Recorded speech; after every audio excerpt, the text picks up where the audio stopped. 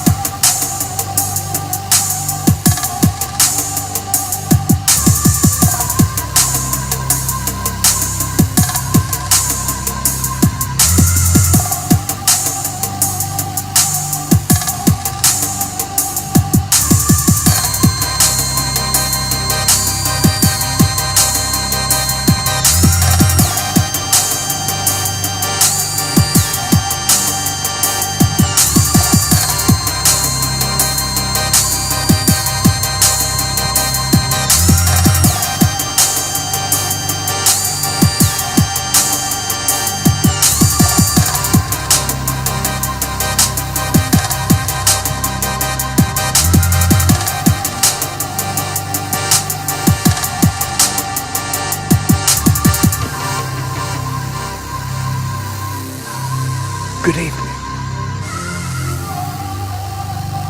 This is the Underground. World News Live. Let's get the mic check out the way. Hope all is good. Mayhem, Ava, Laura, Hoodie, Tacos, Bill. Want to thank everyone that shares the stream. Tooch, Harm, Much Love Fry Guy, D. White, Academy, Pixie. Walk with God with us tonight. Love the name. John Boy. Hope Faith. E. Faye's with us. Hopkinson. Bulletproof. Big Nasty. Barb in Ohio. Good to see everybody. Money Mike. Paul. Bill. Flip. Everybody checking in from all over. I hope all is well. Yeah, we've got a lot to tear through. All right, thank you, HD, Boomer, Eon in the house. And we are live. Lots to cover here. And man, oh man, I just tweeted out a link. I've been tweeting out. I always tweet out a lot of information, breaking information, and especially links. The best thing to do is just kick them out over on X. And I shared one with the show link off of Tooch's link. I reposted it, and it has information pertaining to the chaos they're going to try to take across the country. And I'm going to get into that. As you can see, the LA stuff that's popping off, Palantir, and a whole bunch more. So let's get it going. Start off here on the lighter side real quick. Get another recall out of the way. This one is nationwide. It's issued for millions of eggs that could kill if eaten. So it's always something. But now nearly 2 million eggs being recalled over fears that they could be contaminated with deadly pathogens. So, sold by California-based August Egg Company, the eggs are reported to be contaminated with salmonella, a bacteria that kills about 420 Americans every year, which isn't a lot, but it's dropping bodies. The eggs were sold between February 29th and May 17th across 7 states: California, Washington, Nevada, Arizona, Nebraska, Kentucky, and New Jersey. Just want to get that out there so that folks know. And I'm going to share what Meat Puppet says here. FYI, cracks found in the Mississippi riverbed. Really? Interesting. If you can email me stuff on that, be appreciated. Dabu7@yahoo.com. I'd love to look into that further, see what's going on there. Of course, anything tied into the New Madrid fault there, a fault line that's overdue, and that could cause a lot of problems in this country. If it came unzipped, you'd see every bridge drop across the Mississippi. It'd be horrendous. And it would be a natural disaster. There would be no one to blame or to point the finger at, so to speak, even though we know that they can pop fault lines. I want to play this piece here, this video. This woman bought some clothes that she had shipped in from different places around the world, and she returned a lot of them.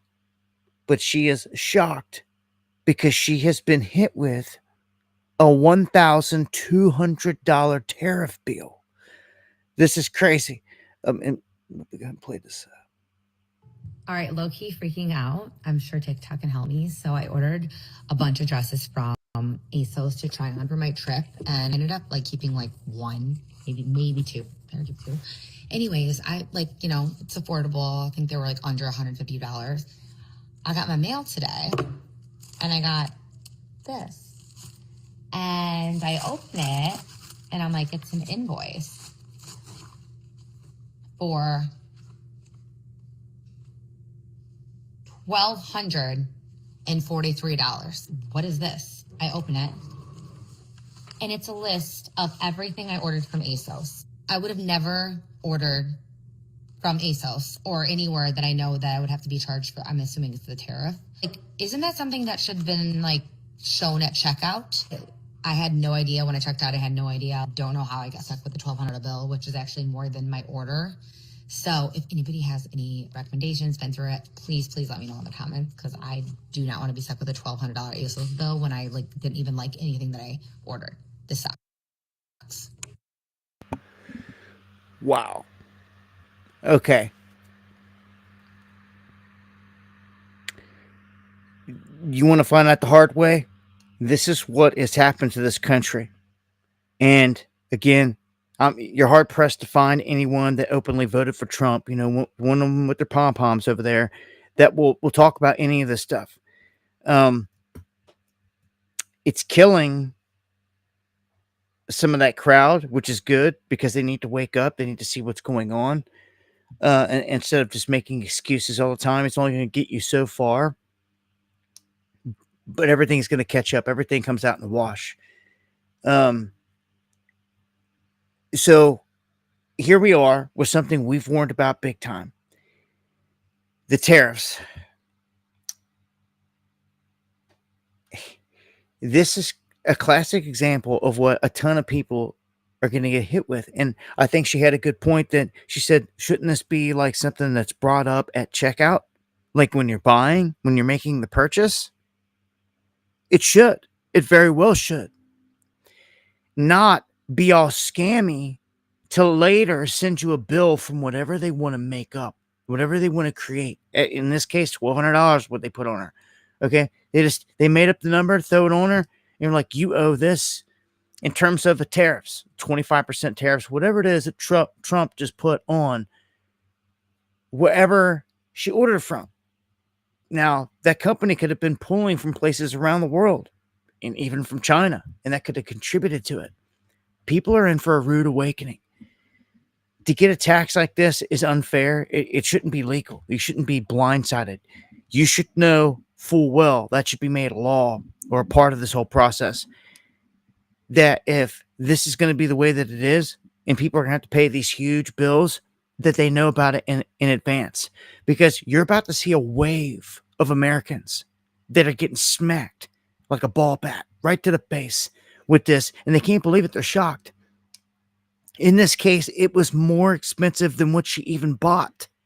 Can you imagine? Like, and I have to pay this. Like, this is this madness right here. Just one instance, one situation. Others out there are going to be feeling it. Imagine the businesses that didn't see this coming, that are getting these bills in the mail. Can you imagine how many people, how many places this is going to cripple? Anybody understand this? I mean, like, this is bad, super bad. And it's not just this woman. I guarantee it's all kinds. How could it not be? These are the repercussions to the whole tariff thing.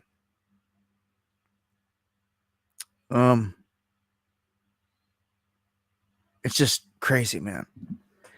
So I just want to put it out there. If you see something like this and you get stuck with it, know that you're not alone. That, as we've seen here tonight, it's already going down. And thank you, Boomer, for the coffee. Best way to support the show right there. I do appreciate it to the fullest.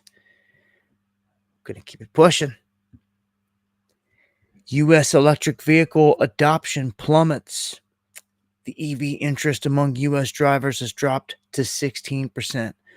The lowest since 2019, when they really came out and they started to push this thing really hard. And of course, they tried to push it all through the lockdowns and through the scam and all that. Very few people wanting anything to do with this, and it doesn't help that Trump did away with the whole EV thing for anyone that's already bought into it. This kind of forced Elon to have to put up charging stations all across the country for all of his stuff. So what it looks like they've done is at all the Tesla dealerships, and they try to keep one, like, in most major cities, there's a charging station there. There may be some spread out in different remote areas, but a lot of those have been getting attacked. People are cutting off the cords and stealing copper.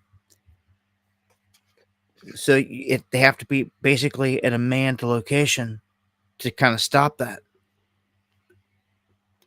But the high battery maintenance cost, the high purchase prices, concerns about range, getting stuck somewhere. I mean, it's all too much.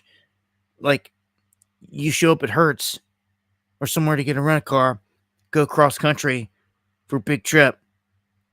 Like, sorry, sir, there was some confusion, but the last sedan just got booked and sent out here, and we don't have any more in the lot, but we do have this EV.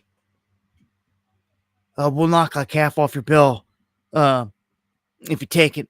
And it's just like, what? Like, I don't think so. I don't care if you give me that thing for free. I ain't going nowhere in it. Go drive it off a cliff. Like, yeah, no thank you. Want nothing to do with the battery powered car like this, like being in a golf cart.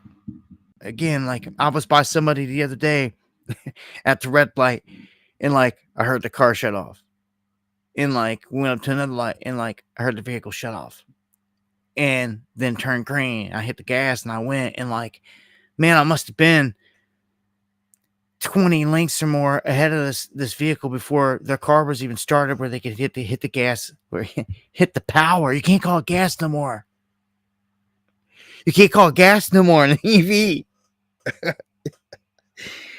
When you hit the power, the pedal, that's just crazy. So yeah, the heck with these things, man. Not a big fan. Although, if you want one, I guess the option out there is okay. But again, with the infrastructure, Trump like damaging the infrastructure, I see this whole thing kind of falling apart anyway. And that could be another reason I would assume that Elon is pretty ticked off underneath. Tesla's taken a huge hit. His companies have taken a hit when he stepped into the political spotlight, especially Tesla. Places getting firebombed and attacked, and the vehicles getting hit all over the place. Cybertrucks getting lit up, and I think it's going to continue. We'll see here, though. With how Elon handles the political sphere from here, where they're going to put him. It's all show. Warner Brothers and Discovery splitting into two companies because cable sucks that bad right now. Like nobody's watching cable. Cable news obliterated. The ratings for cable just down. And a lot of these places come along and they become a juggernaut, a conglomerate. They buy out another big place and they become one big one, and they try to control everything and this big monopoly. And it didn't work in this case because people are watching on their computers. They're watching on the cell phone, or even at home. It's not the cable, traditional cable.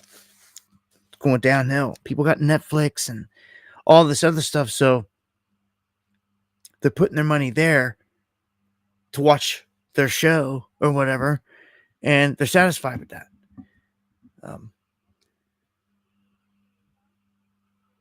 Is what it is. Everybody's different, but things are changing, and they will continue to. One thing that's been happening is our farmers have been getting punished, and it's been left and right. You would think that under Trump, things would be getting better. In some departments, they are, but in some, they're not. I mean, you've got rules out there that are making it hard for farmers and have been. And one basic example here is that, like, if an apple is organic, it's got to wear a label, it's got to pay a certification fee, and it's got to carry a premium price. While the conventional apple, GMO, anything like that, grown with chemical fertilizers, synthetic pesticides, is simply called an apple. And they want to pass it off with no labeling. That is sickening and ridiculous. So you're being punished for producing the cleaner, more organic food. And having to label all this other stuff. No, when you walk into the place, everything by law should be clean and organic. Let's just start there. That would set things straight, wouldn't it? But of course, government don't want that. Every state's different. Every area is different. But salutes to all the farmers out there that make it happen. The non-GMO stuff, all the heirloom stuff, year after year. Without them, we'd be done. But they're getting punished, and however many's left, man, I just want to point it out that this is what they're going through. If you want to get a manufacturing job in this country, because that's all the talk from Trump, right? Bring all the manufacturing jobs back into the country, take them from China, and bring all the business here, which you can understand a part of that. It does make sense. But not every company is going to do that, and not every state is going to benefit from that. Some places are just juggernauts in this department. California with the highest here, and then Texas. And then out in the Midwest, you've got, area like Ohio that seems to have higher numbers and doing better versus places like West Virginia,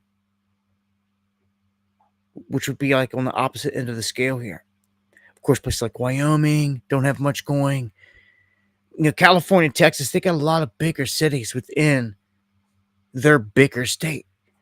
So, your bigger cities got to attract some of this, so to speak. And, I know firsthand that I grew up in northern Kentucky here, which has decent amount of manufacturing jobs, but a lot of people would always drive across the river, go into Cincinnati, because growing up, that's where a lot of the bigger plants were, and businesses were in Cincinnati, right across the river in Ohio.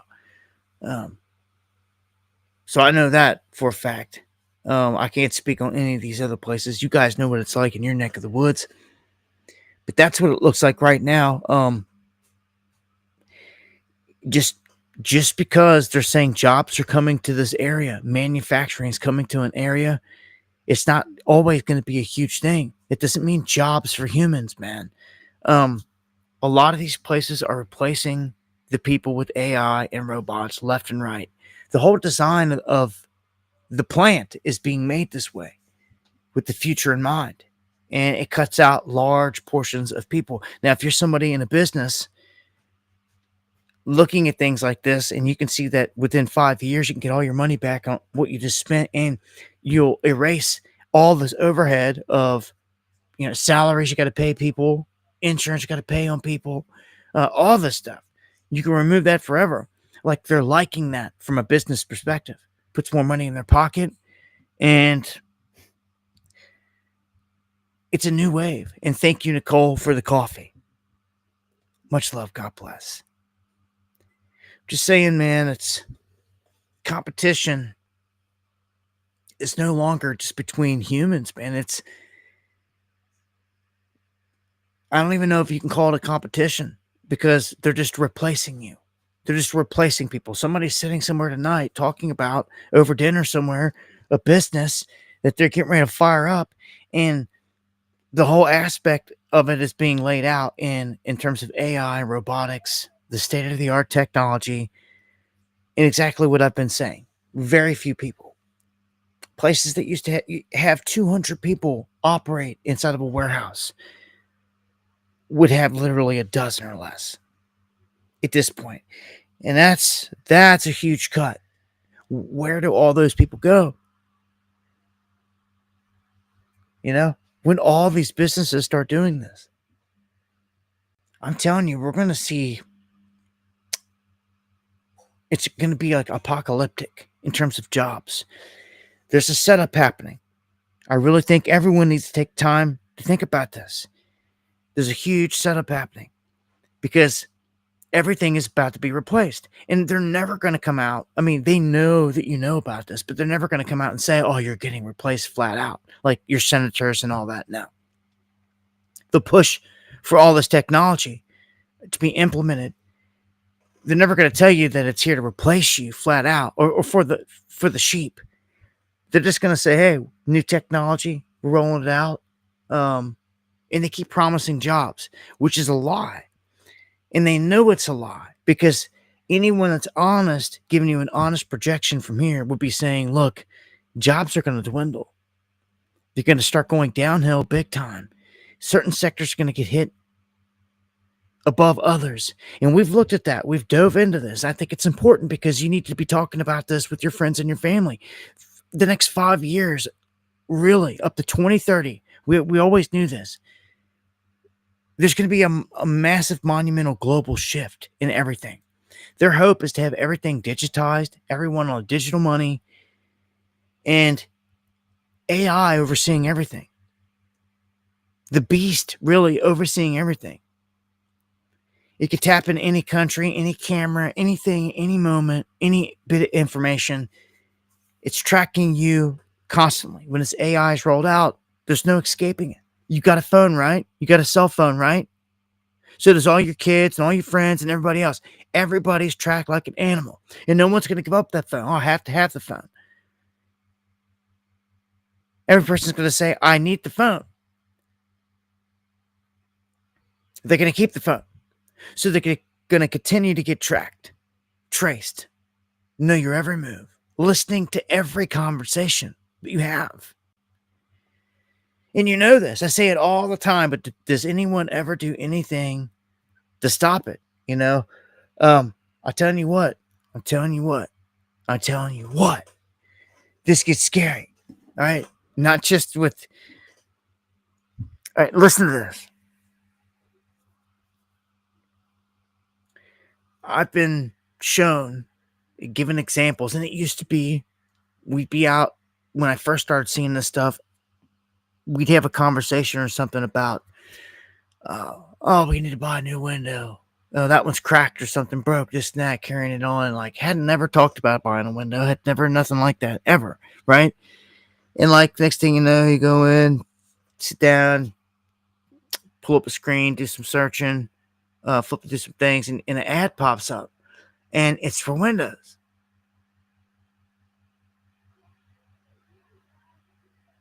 And I'm like, hold on. Like, dude, nah. So, happens again. Later on down the road, talking about something, and outside, away from all electronics and everything, and just had phones, obviously in the pocket. I think I had a phone in my pocket. We're talking about something different, like a trash can or something. I don't know what it was. You go inside, and whatever it was, it popped up on the ad. And like, this started to become something that I've seen a lot. Like I knew that they were listening, right?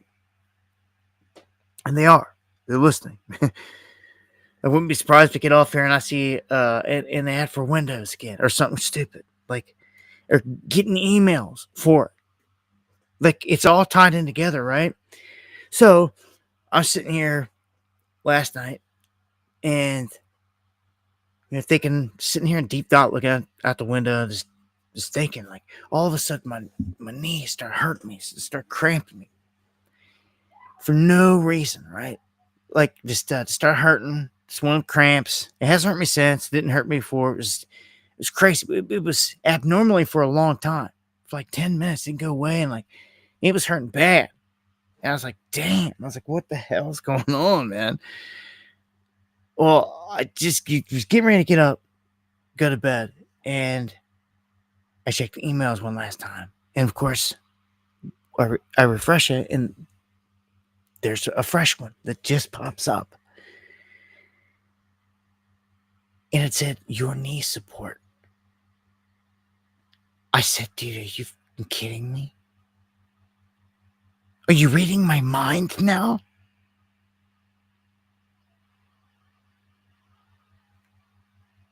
I'm serious. It pissed me off. It pisses me off. Because I feel like that's where we're at. I don't know what device it is or whatever. Something is interfacing and like picking up my thoughts. And it showed it to me. It proved it to me. I thought it was just listening into our conversations, but it seems like it's deeper than that. And there's no way. There's no way.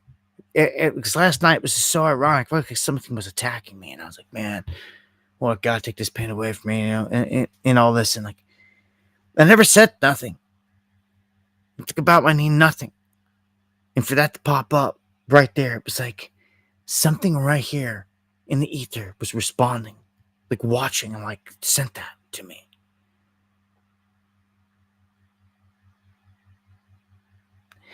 That is craziness and where we're at. But look, I don't doubt it, because you can do a lot of stuff with a lot of things with technologies. Remember what I said just with having Wi-Fi. With Wi-Fi, you can see inside a whole building. You can map the entire the whole inside of a building. Animals, the people, all of it. It's nuts. So like, they know who's in a building. Like in hostage situation, if that building had internet or anything like that, Wi-Fi hooked up in it, apartment building or anything like that, they can map and see, especially if there's one inside that apartment, a router or anything, they can see everything in there. I've shown you this before. We've covered it. They could see everything that's in there just by using that. That is nuts. So something's going on, I'm telling you. This starts to get like Minority Report type deal here. Thought police. As I look down, Frankenstein says, yeah. Well, I gotta keep it pushing. The states with the most drug use, wanted to point this out. I think it's important. New Mexico, Arizona, Rhode Island, Massachusetts, Alaska. Those are the top 5. It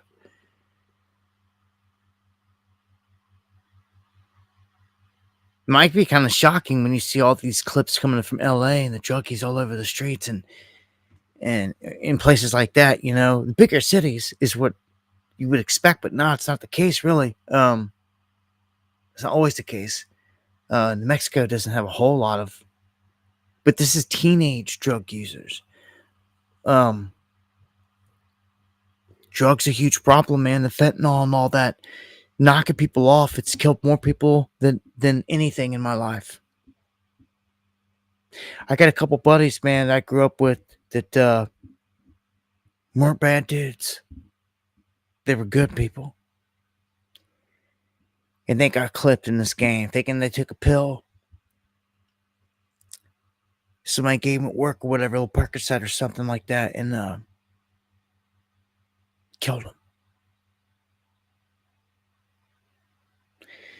And happened not just one, but 2 of my best friends that I grew up with. And I see them all the time. They come to me in my dreams, I swear to you. It's crazy. But I know firsthand that this is a war. I've seen it eliminate droves of people throughout the years, and it continues. And then with the new drugs that are coming onto the scene, and then Trump saying that I'm going to take the CCP on the word that they're going to stop sending in fentanyl. Like, get out of here. This thing, it's a circus. It's a madhouse.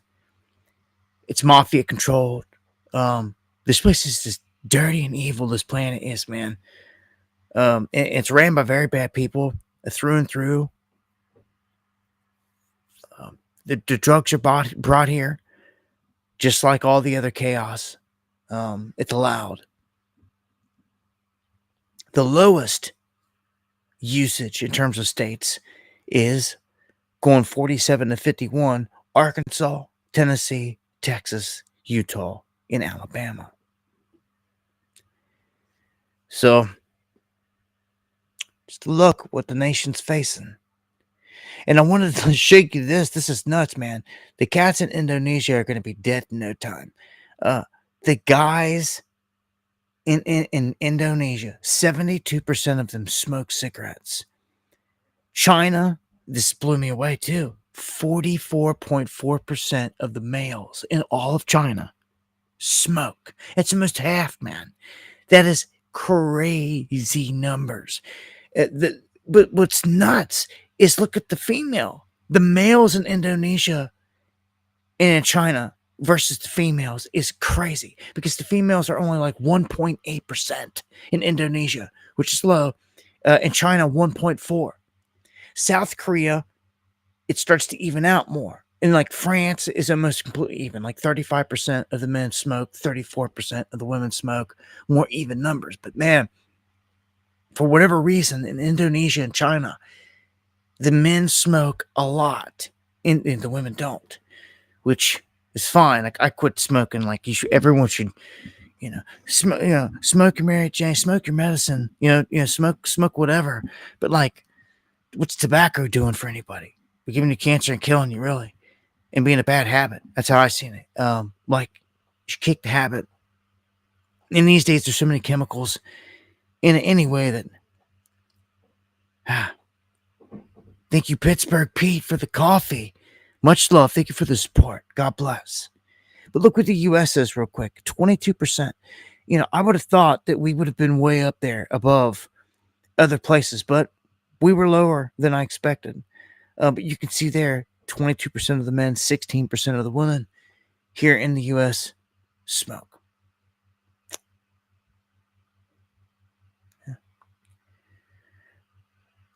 Yeah. Some people are going to do what they want, right? It's all like, I do this, I do that. I'm a slave. I'm going to smoke my cigarette. Do what you want. All I'm saying is like everyone understand the consequences of everything you're doing. Like I, for one, didn't ever want to be in that boat later in life, have lung issues and all this other stuff because of smoking cigarettes. and all that. So, and when it felt like I had a responsibility to be there for my family too, and that it was self-centered and selfish and all this stuff to cut my life short because of these things when they're going to need me. Is how I seen it.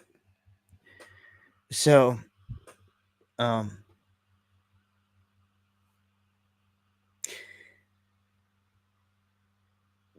if you don't know, all this AI stuff is bringing, again, what's going to be proposed as jobs in certain areas, but it's not going to be.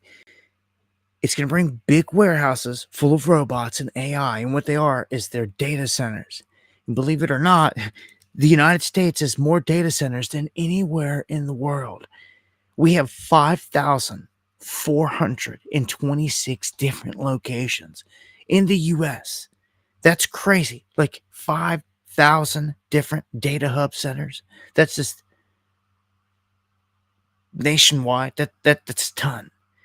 So the whole reason for this is to hold data. Obviously, they have server farms to run the internet, send information, and this is going to be key for AI. You're going to need. There's going to be so much power needed. I already told you they're going to have to redo our whole infrastructure, like our whole grid, which raises the question, like, what's going to bring the grid down? Because they can't go down this path without doing it, without redoing the whole system.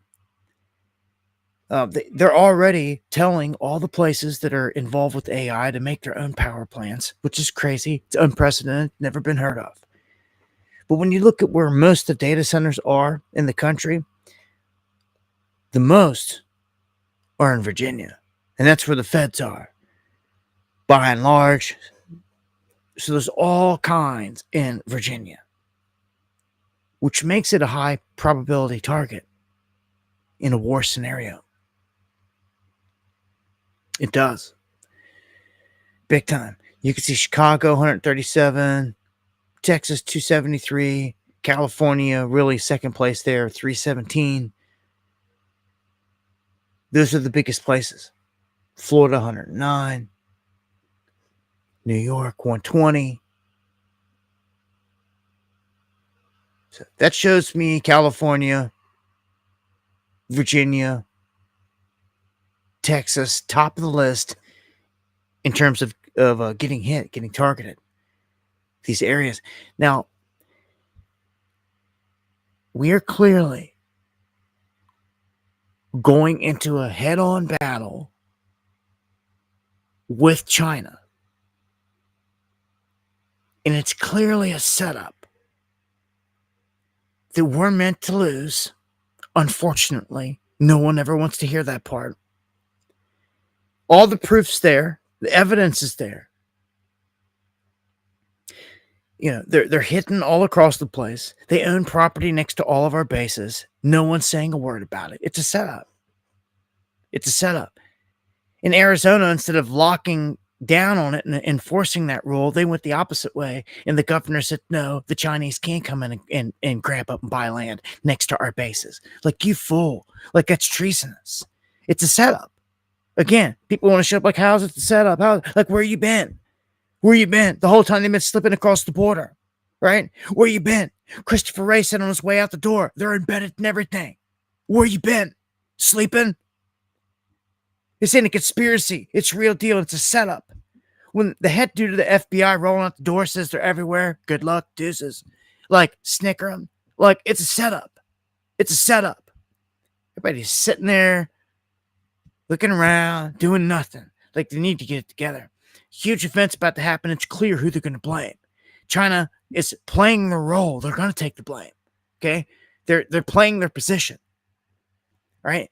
They have to be the ones to do this, especially if they're going to spring forward, be the dominant one on the world stage. That's their hope here. That's the promise. That's what they've been told, is that when the United States falls, that, like, this would be your chance to not take over the world. That's not how it's going to work. It's already clear what's going to happen. It's going to break down into a multipolar world order. They've openly said this. Even Trump and them have said this. So that's where they're taking this. But it's just breaking it down into blocks. And it's also taking it down a road that we've warned you about forever. And that's still on the table. And that's a North American Union. They want to break this down into blocks. And under the guise of economic and military ties, they're going to strike a deal with Greenland, Canada, whatnot. That's how it's going to be done. That's how I see it. That's what telegraphing. We warned about this for years, man, and like Trump's going to be the one to do it. They've hinted at it. You can control the block with like universal rules, just like over in the EU. They put out rules and it goes for everybody. Switzerland, Germany, like anybody that's in the EU. In Europe, like everybody has to abide by those rules. When lockdowns happen, when they get up there, their dictatorship, and they march out orders, all the EU's got to listen and bow down. Like, that's garbage. We fought wars to have our independence, not to have to fall under the guise of that. But when you've been sold out and the people are asleep under a dark magic spell, this is where you find yourself. And it looks like a reset is clearly about, it has to happen like sooner than later, has to. These AI places, all these places are being built.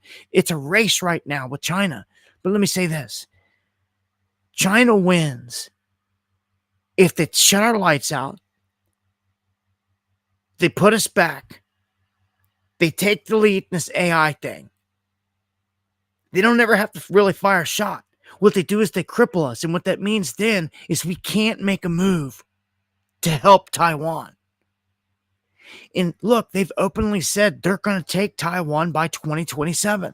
Like, the countdown's begun.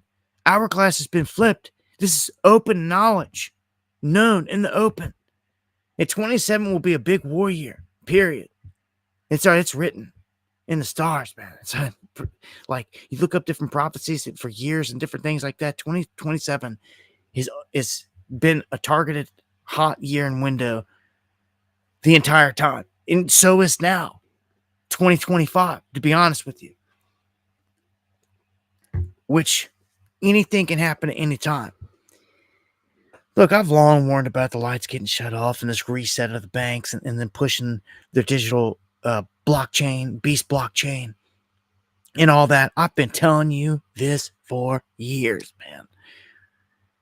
Years and years and years. The crazy part is like, we're there. Like, we're like right where they're going to pull this event off. But it's a massive event. It's what I call the economic 9/11.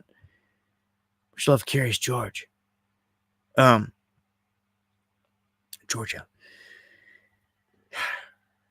These will be forever changing, life-changing events, just like 9/11 was. It changed the face of the nation. If you lived through it, you remember for months and months and months we were fed the stuff on repeat. And they fed us a lot. Man in the cave. Gotta go. Weapons of mass destruction. All the crap. Everything shifted.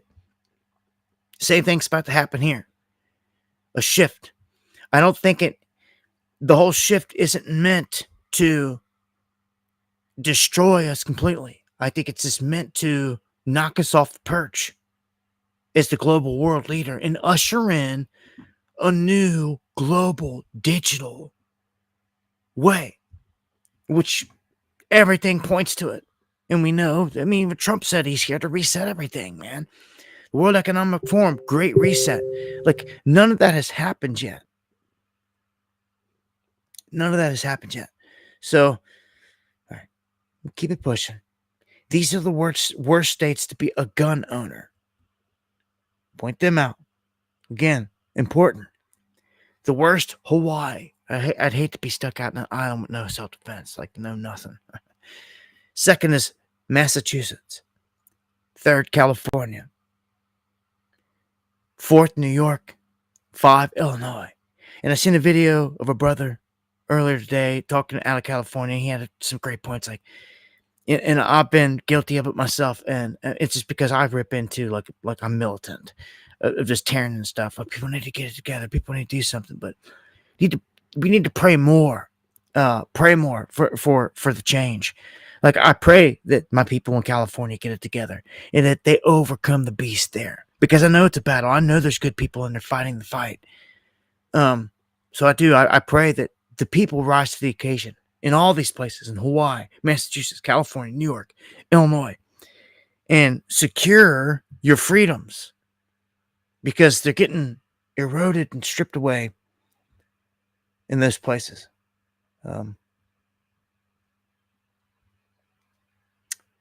DC dominates the U.S. gun death league. So in terms of gun deaths across the country, gun-related deaths by state,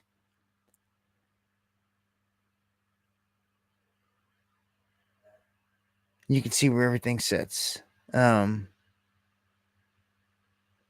Louisiana, Mississippi, high on the list. DC, though, has the most important. I mean, the capital, right, of the country. You'd think, as tyrannical as they are there, right, like in locking down on guns, members of Congress can't even bring a gun in the region and all this stuff. They'd have a grip on this, but it's the opposite. Like, where they've stripped down where anyone can have a gun. The crime still exists. The bad guy still has a gun.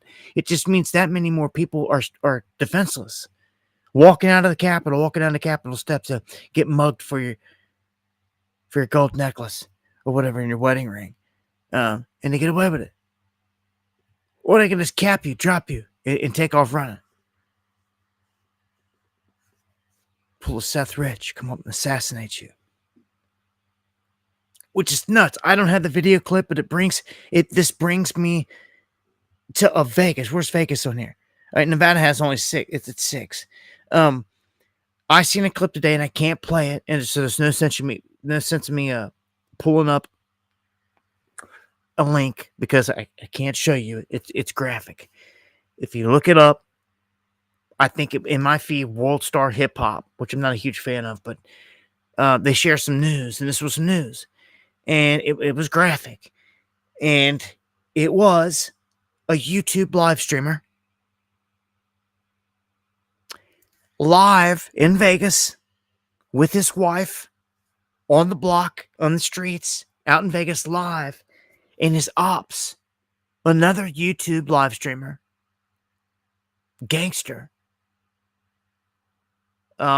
They were beefing, and I guess the guy and his wife were visiting LA, and he went live, like, and basically like, I'm in your town, you know what I'm saying? Like, we're in trying to make the other dude look like a punk, which it's never a wise thing to do if you're going to roll up into your a major enemy's city and then go live and show where you're at. Like, well, his ops like went live too and was like, I'm on my way. And of course, the guy that was live in the street didn't see none of that, didn't know none of that. But when he was live, he was looking in the camera. The guy that got killed, he was looking in the camera, and you can see he smiles real big. And it's the moment that his ops comes into the frame behind him in the street. It's like he knew it. It's like he knew it. He's seen him. He's seen him roll up. And next thing you know, the guy's old lady starts arguing with the shooter. Like, don't come up here doing that crap. Like, don't do that. And then he pulls the gun out and just blows dude away. She's screaming bloody murder. And then the clip ends. Apparently, she got killed too. He turned around, shot her, and killed her right there too. He killed both of them. Right there on live stream. Like, insane. Like, man, like, you know what? Like, none of that ever sets well with me. A part of that, yeah, dude's what do you want to call gangster or whatever out there, but nah, he should have stepped up and like asked dude if he wanted to catch a fade, like fought him, not shot him, like, and just murdered him and his wife. That's like coward to me. I'm gonna be honest with you. You want to say you're gangster? That was like coward to me.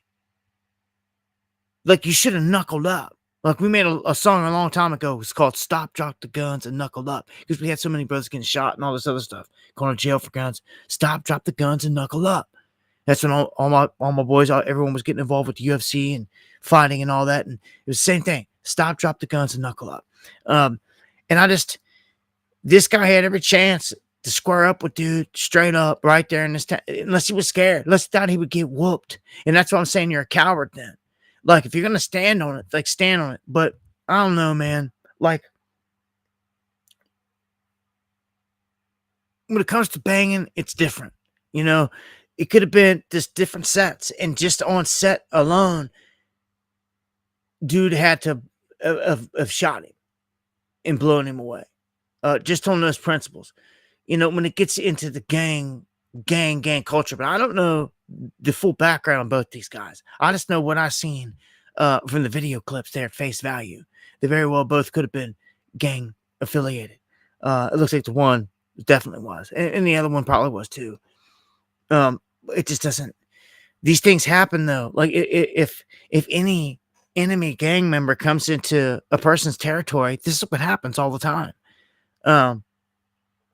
And some people will argue, well, like, it's on side at that point, like when it's that heated, and like if the person don't shoot first, like the other dude could just pull and blast, and like if you didn't shoot first, like you're dead. So there's circumstances. But again, where I'm from, coming up, like the thing to do always was like knuckle up, like the square up, and like when it was done, when a dude was done, like, it's done. Everybody pulls the other dude off, and like there's a clear winner, you know, whatever. Even if not, if it was even, like, as long as they get it in and they get the energy out, right? You get that energy out. Trust me, after you take a couple licks to the head, you throw a couple punches, you get some in, like, it changes some things. I've seen a lot of dudes that were ready to kill each other, throw down, and afterwards have a drink and become best friends.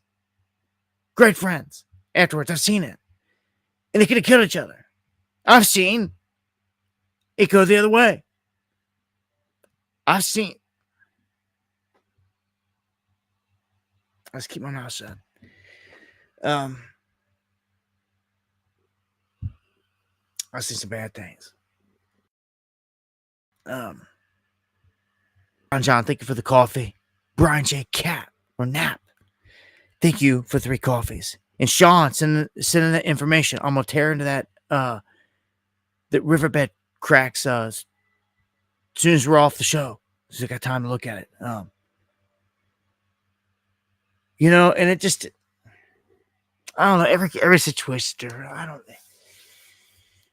You gotta be safe out there, man. You gotta be like that guy. Like I said, he rolled up in capped the other dude. Like, you gotta be armed, like, anywhere you're at out there. Like, I'm glad in my state that, like, anyone can roll strapped and even open carry and all that stuff here. It wasn't like that when I was younger. Now it is. So my state's gotten hip to the BS. They made sure that all the people can be protected here, which I appreciate. The Supreme Court rules 9-0 that Wisconsin violated the First Amendment by denying tax exemption to a Catholic charity. So this goes in the way of the churches and of religion here and all that, and in a win for them there. I want to update on that. Now, let's start to jump into the bigger story here of the night. Check a couple things. Check. Oh, we're coming up the top of the hour. All right, so here we are. Perfect time. Again, much love to everybody out there. I want to thank you for joining. Anyone that shares the stream, if you got anything you want to get to me, dabu7@yahoo.com is the email, or you can @ me in a chat. Much love to everybody out there. All right, so chaos breaking loose in California. It had a staged feel from him right at the gate. Well, now we've got a ton of evidence, a slew of stuff here that points to the fact that this whole thing is a setup, which isn't shocking. By no means is it shocking. Um, we knew, I had a feeling that, and we even said it, BLM 2.0 was about to spring forth. And all we were seeing really on the surface was just bits of it, like the Palestinian movement thing. And then it really started to show when the whole Tesla takedown movement came. You seen that, okay, there's something there. There's something organized that's going on here if you're paying attention. Um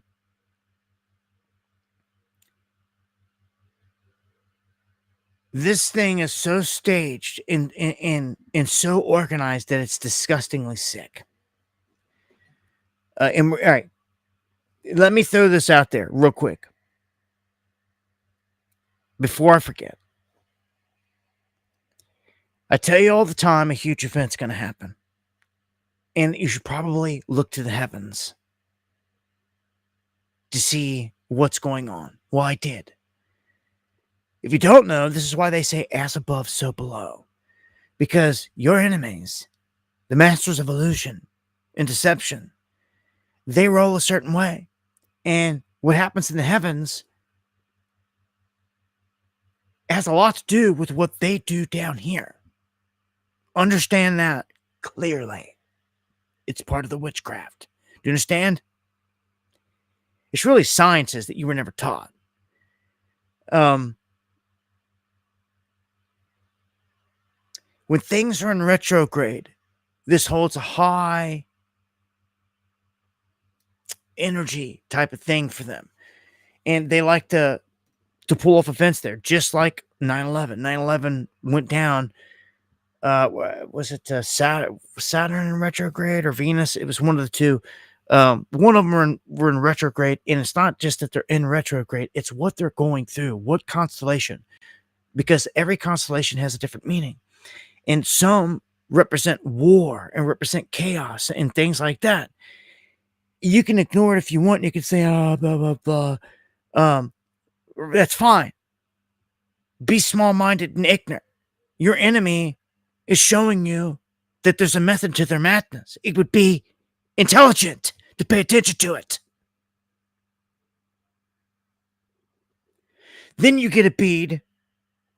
Maybe, just maybe, you get a bead on when the next event's going to happen before it actually happens. Okay? So, what we have here is a very interesting setup for 2025 where there is a window that opens up that is by far the highest charged window that any event could take place for the year. And I'm going to give it to you. I'm going to explain why. Okay? Quick, simple, but write this down. Get ready to write this down. Okay? You have the retrograde of not one, not two, not three, but 4 planets and Chiron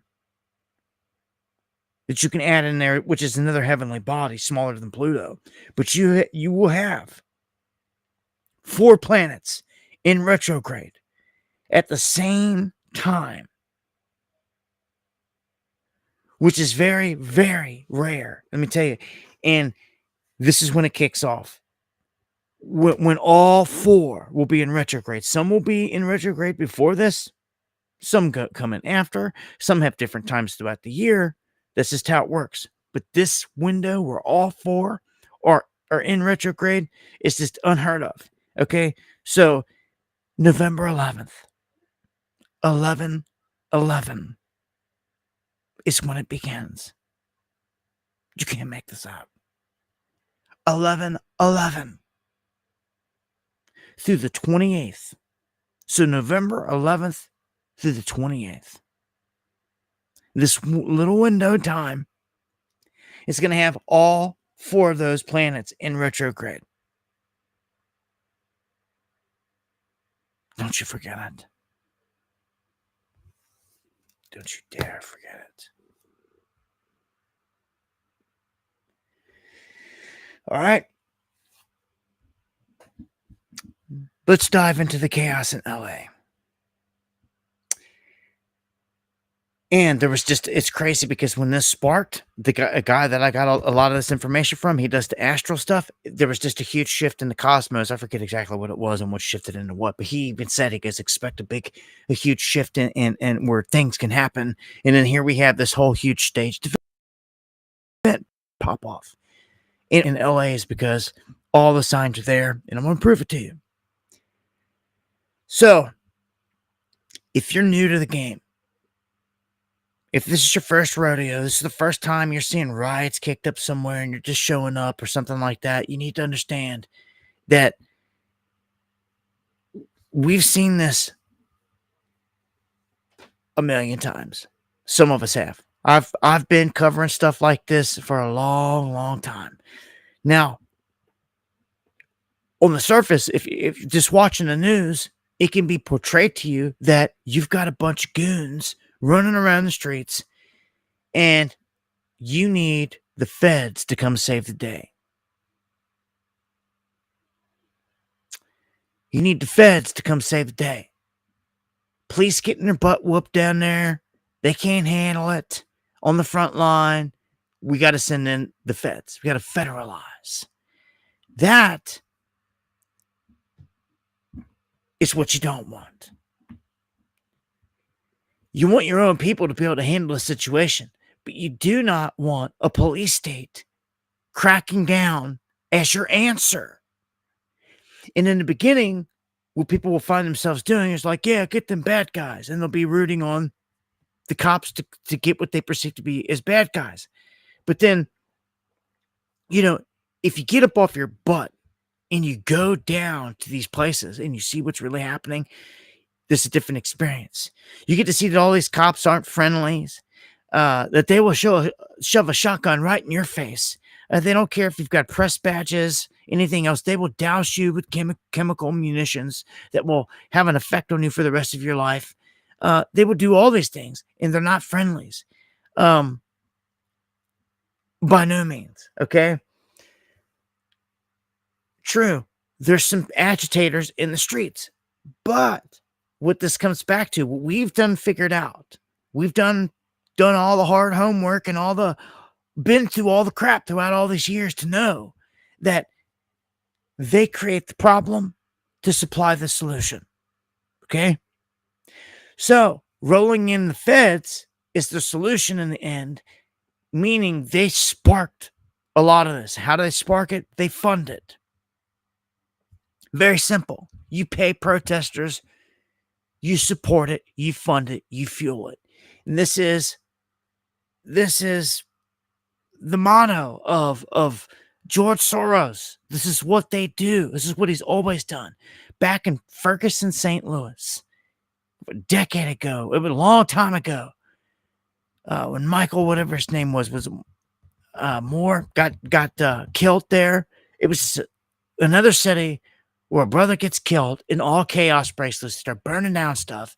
And I went there and I seen it, and I got a taste for it for myself, what it was really like in the streets. I get to talk to people that were upset. And then I got to see the staged part. I got to see groups of people getting shuttled in and then like doing a photo op and then like shuttled out. And I'm like, what was that? Like, what is going on? Like, is this like a movie? Like, what am I, like, hold on. Like, what am I witnessing? Like, this seems like massively organized and all, like, hold on. And then other people are rolling. A bus pulls up, doors open, all these people flood off. And you hear people talking about getting paid, the next location that they're going to, getting sent to. It's like, what? Like, it's mind-boggling at first. Like, then you start asking people questions like, you're getting paid? You're like, oh yeah, man, he's getting paid. I'm getting paid $15 an hour, man. We're staying at this hotel, all this stuff. It's like, where are you guys from? Like, oh, we're from this state, we're from that state. And it's like, hold on. You guys are being brought in from that. Like, who's paying for all this? Like, oh, we get trained down here at this location. And then like, it all spills out. And what we find out is it goes back to an NGO that's training these people, cutting the checks, that's controlled by George Soros. That's where and how it all began for me. And then every city I went to after that, Cleveland, Baltimore, wherever it was, whatever riot, DC, whatever chaos that was going, it was the same thing. And we figured it out and we exposed them and just kept plugging away. And it's been known. Now Big Dog Source is about to, he's up there. He's passing the torch over to his son, which is still right there pushing all this stuff. And he is right there. Little Soros is right there with all these minions. The mayor of LA, and even Gavin Newsom, all of them, they're all teamed up on the same side here to do this. So what this whole thing is meant to do is it's meant to cause chaos, divide the people and cause chaos and destroy the town and the city. I've seen it over and over and over again. Once it's all over, the people that live there are left to have to clean up and pick up the pieces. And usually there's no progress. People come in, they wall out, try to burn a place down, and then it dies out, right? Summer of Love, BLM. Here, what did they do? They came through and they were burning down cities. I went up to Louisville and I live streamed 4th Street Live. They were robbing, breaking into places on my live stream right in front of you. I showed you right in front of you, 10 feet away from them.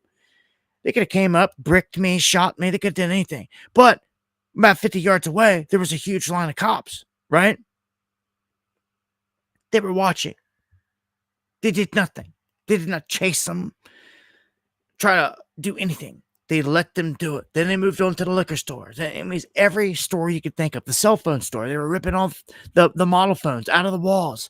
And like, the cops could have easily went in and busted them and like taken a bunch of them down. They didn't. They let them go.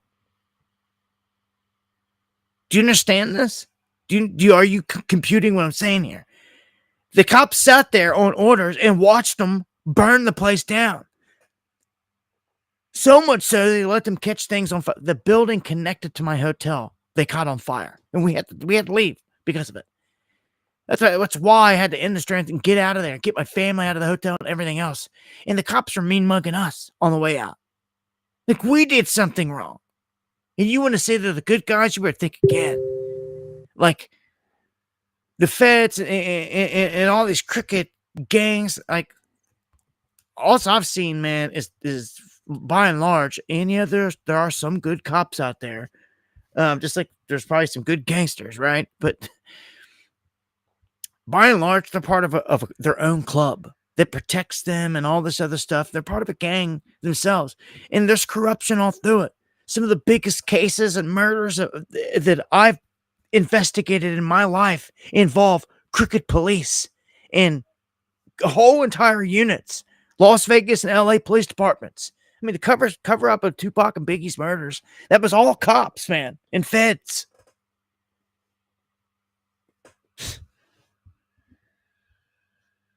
They're out here assassinating everybody. You want to cheer them on to crack down on what? Some people they paid on the back end to come out here and cause us chaos. That's what it is every time. It's a show. In the end, they crack down on freedoms. Do you see? People aren't allowed to do this. People aren't allowed to do that no more. People won't be allowed to peacefully assemble in downtown LA if this keeps up like this. They'll strip them of that freedom. And then when a righteous bunch of people want to go down there for a righteous cause against something, you won't be allowed to because this staged event got you stripped of your freedom. And because you sat back like I don't even know what, and did nothing but watch and never do nothing, they got away with it. Because everyone sits there and watches and never does nothing. It's why I tell you to voice. You got to fight back somehow. Even if it's jumping over on Facebook or Twitter and just reaching out to your governor and saying, hey, do this, do that. Thank you. Very easy, quick, and done. Still, people are so lazy. It's pathetic. They won't even do that. I don't know, man. It's very disappointing. It sucks. I gotta say, it's very disappointing. Um, I attribute the lack of a large grassroots movement being gone and like not existing. Like we should have a big, huge, like something that like militia, like something representing us. I don't even want to use the word patriot because they've hijacked it all. But like Trump took that all away. The whole Trump movement stole that. It sucked everybody up into that movement, into that gang, into MACA. And like that is what it is. And they've got them all there. And it screwed us. So you used to see militia show up and make a stand in different places and do certain things. You tell me where that's happening at. You tell me where that's happening at. Nowhere. They used to show up and they would be a voice of reason in situations like right now or out in the street or something, or like flexing, walking around, open carrying, doing something. Like you don't see nothing. They've eliminated it. It's like gone. Now they have paid crazies to come out. And let me tell you how this works also. When you're the youth or even to someone local and you see all these people coming out into the street and you're a bored kid or whatever, this becomes attractive. You're like, what's everybody doing? Like, oh my gosh, you think like something huge is happening or going on. So they flock toward it. And it's not good. They get the wrong impression put in. They get sucked into the whole thing and fed right out the gate into a lie because they're not getting the information we're putting out, which is the truth, the end game. You know, they're only seeing one side of it, what they're getting sucked into. They're not seeing it. The whole thing's an orchestration. Man, if I had the power to reach millions, just the youth, but they don't let me. Anyhow, 700 Marines deployed to downtown LA. 2,000 more. These are National Guard troops have been federalized by Trump here this evening. Much love, Hoodie Ross. Trump puts out some warnings here. I'm going to play this little clip. I'm not sure how loud the chopper is here, but you should be able to hear him. And he basically saying, if you spit, we hit. Like his thugs, you know, his federales. You spit on them, they're going to hit you, basically. Even if you don't plan to invoke the Insurrection Act, you plan to send troops to Los Angeles? What? Even if you're not planning to invoke the Insurrection Act, you still plan to send troops? Well, we're going to have troops everywhere. We're not going to let this happen to our country. We're not going to let our country be torn apart like it. What? Did you just hear what he said? Did you just hear what he said? His first response was like, oh, well, we're going to have troops everywhere. Did you just hear what he said?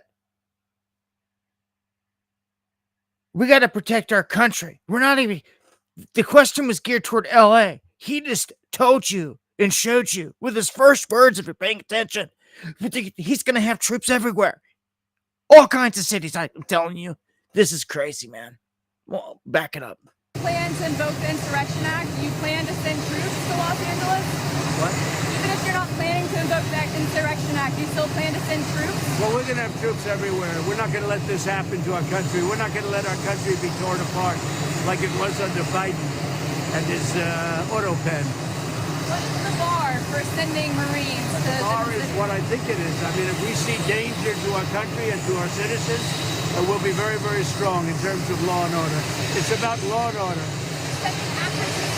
On the table, sir. Secretary Hegseth. We're going to see what we need. We'll send whatever we need to make sure there's law and order. Mr. President, do you foresee those protests spreading to other cities, Chicago, New York, for example, in the next few days? Yes, we're going to be watching it very closely. And when they spit at people, you know, they spit. That's their new thing. They spit and worse. You know what they throw at them, right? And when that happens, I have a little statement. They say, they spit, we hit. And I told them, nobody's going to spit on our police officers. Nobody's going to spit on our military, which they do as a common thing. They get up to them this far away and then they start spitting in their face. that happens, they get hit very hard. What are the rules of engagement for federal troops? We'll see what happens. If we think there's a serious insurrection or less than that, we're going to have law and order. Very important. How would you define an insurrection? You have to really just have to look at the site. You have to see what's happening. Last night in Los Angeles, we watched it very closely. There was a lot of violence there. There was a lot of violence, and it could have gotten much worse. And you have an incompetent governor. Just take a look at the train stations that he's building. Like 20 times over budget. Nobody's ever seen anything like it. So I did call him the other night. I said, look, you got to take care of this. Otherwise, I'm sending in the troops. That's what we did. Thank you very much. You have a question for Marco? Question for Marco? I'm just curious if California officials could face federal charges if they stand in the way of the deportation. Something that Poland may have suggested. So yeah, he was trying to squeeze Marco in there. They were wanting to know it. They got big questions for Trump, and Trump was trying to get out of there. The guy said, "What is the rules of engagement?" And Trump tried to say, "Well, we'll have to look at the situations." And he just told you what the rules of engagement are. If they spit, we hit. He said it clearly multiple times. Let me tell you something. When these guys are given a green light to hit, if you do anything to them, if you throw feces at them, anything, a bottle that they think has feces, anything, if you spit on them, as he said, if you engage them, they will thump you. Okay? And they've got a ton of non-lethals that they will use on you. Let me tell you, you know how many beanbags, how many pellets I've been hit with, all types, all of it. Everything that you could think of out there. All when it comes to the non-lethals, every gas, every spray, all that's non-lethal. I've been caught up in out there in the middle. So, batoned, flat out punched. I had him run right in front of me on film and threw that flashbang up there in DC, man. And he was like snickering when he did it. I could hear him. He ran right up beside me and threw it right in front of me. It was so loud. It was boom, right in front of the camera. And it just shows you that they're like little kids up there with the weapons. So it's not like the cops or these feds, as I put it, are the good guys or are like heroes. Like they've treated me like crap. Let's just put it that way, and a lot of other people that were just reporting. So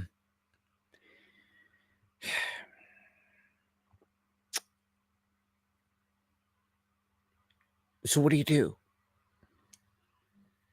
You expose it. It's what you do. You expose how it works, like we're doing. You educate people so they don't get caught up in it. And you show how it's being funded. And you show what they're about to do if it explodes out of this area, which it seems it's about to. I'm going to guarantee you it's about to. There's not a whole lot of guarantees I throw out there. This is like a guarantee. They're not backing down from this. Okay, this is the beginning of what I'm going to call like BLM 2.0.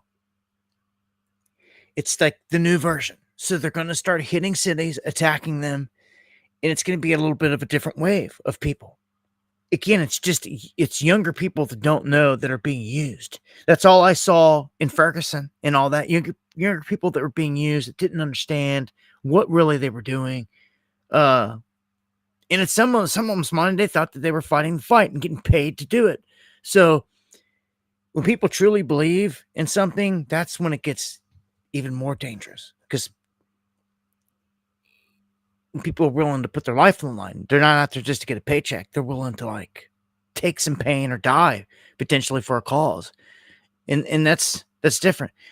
All I can say to this, we've got to make sure that if you're going to do that, like have all the facts first. You know what I'm saying? Like, Rain-X, thank you for the coffee. Just see that there's a puppet master that has been caught and known for playing both sides here so that they can clamp down in the end with new rules and laws and stripping of rights on people. I think this clip here shows that the horses getting attacked. Should. Okay.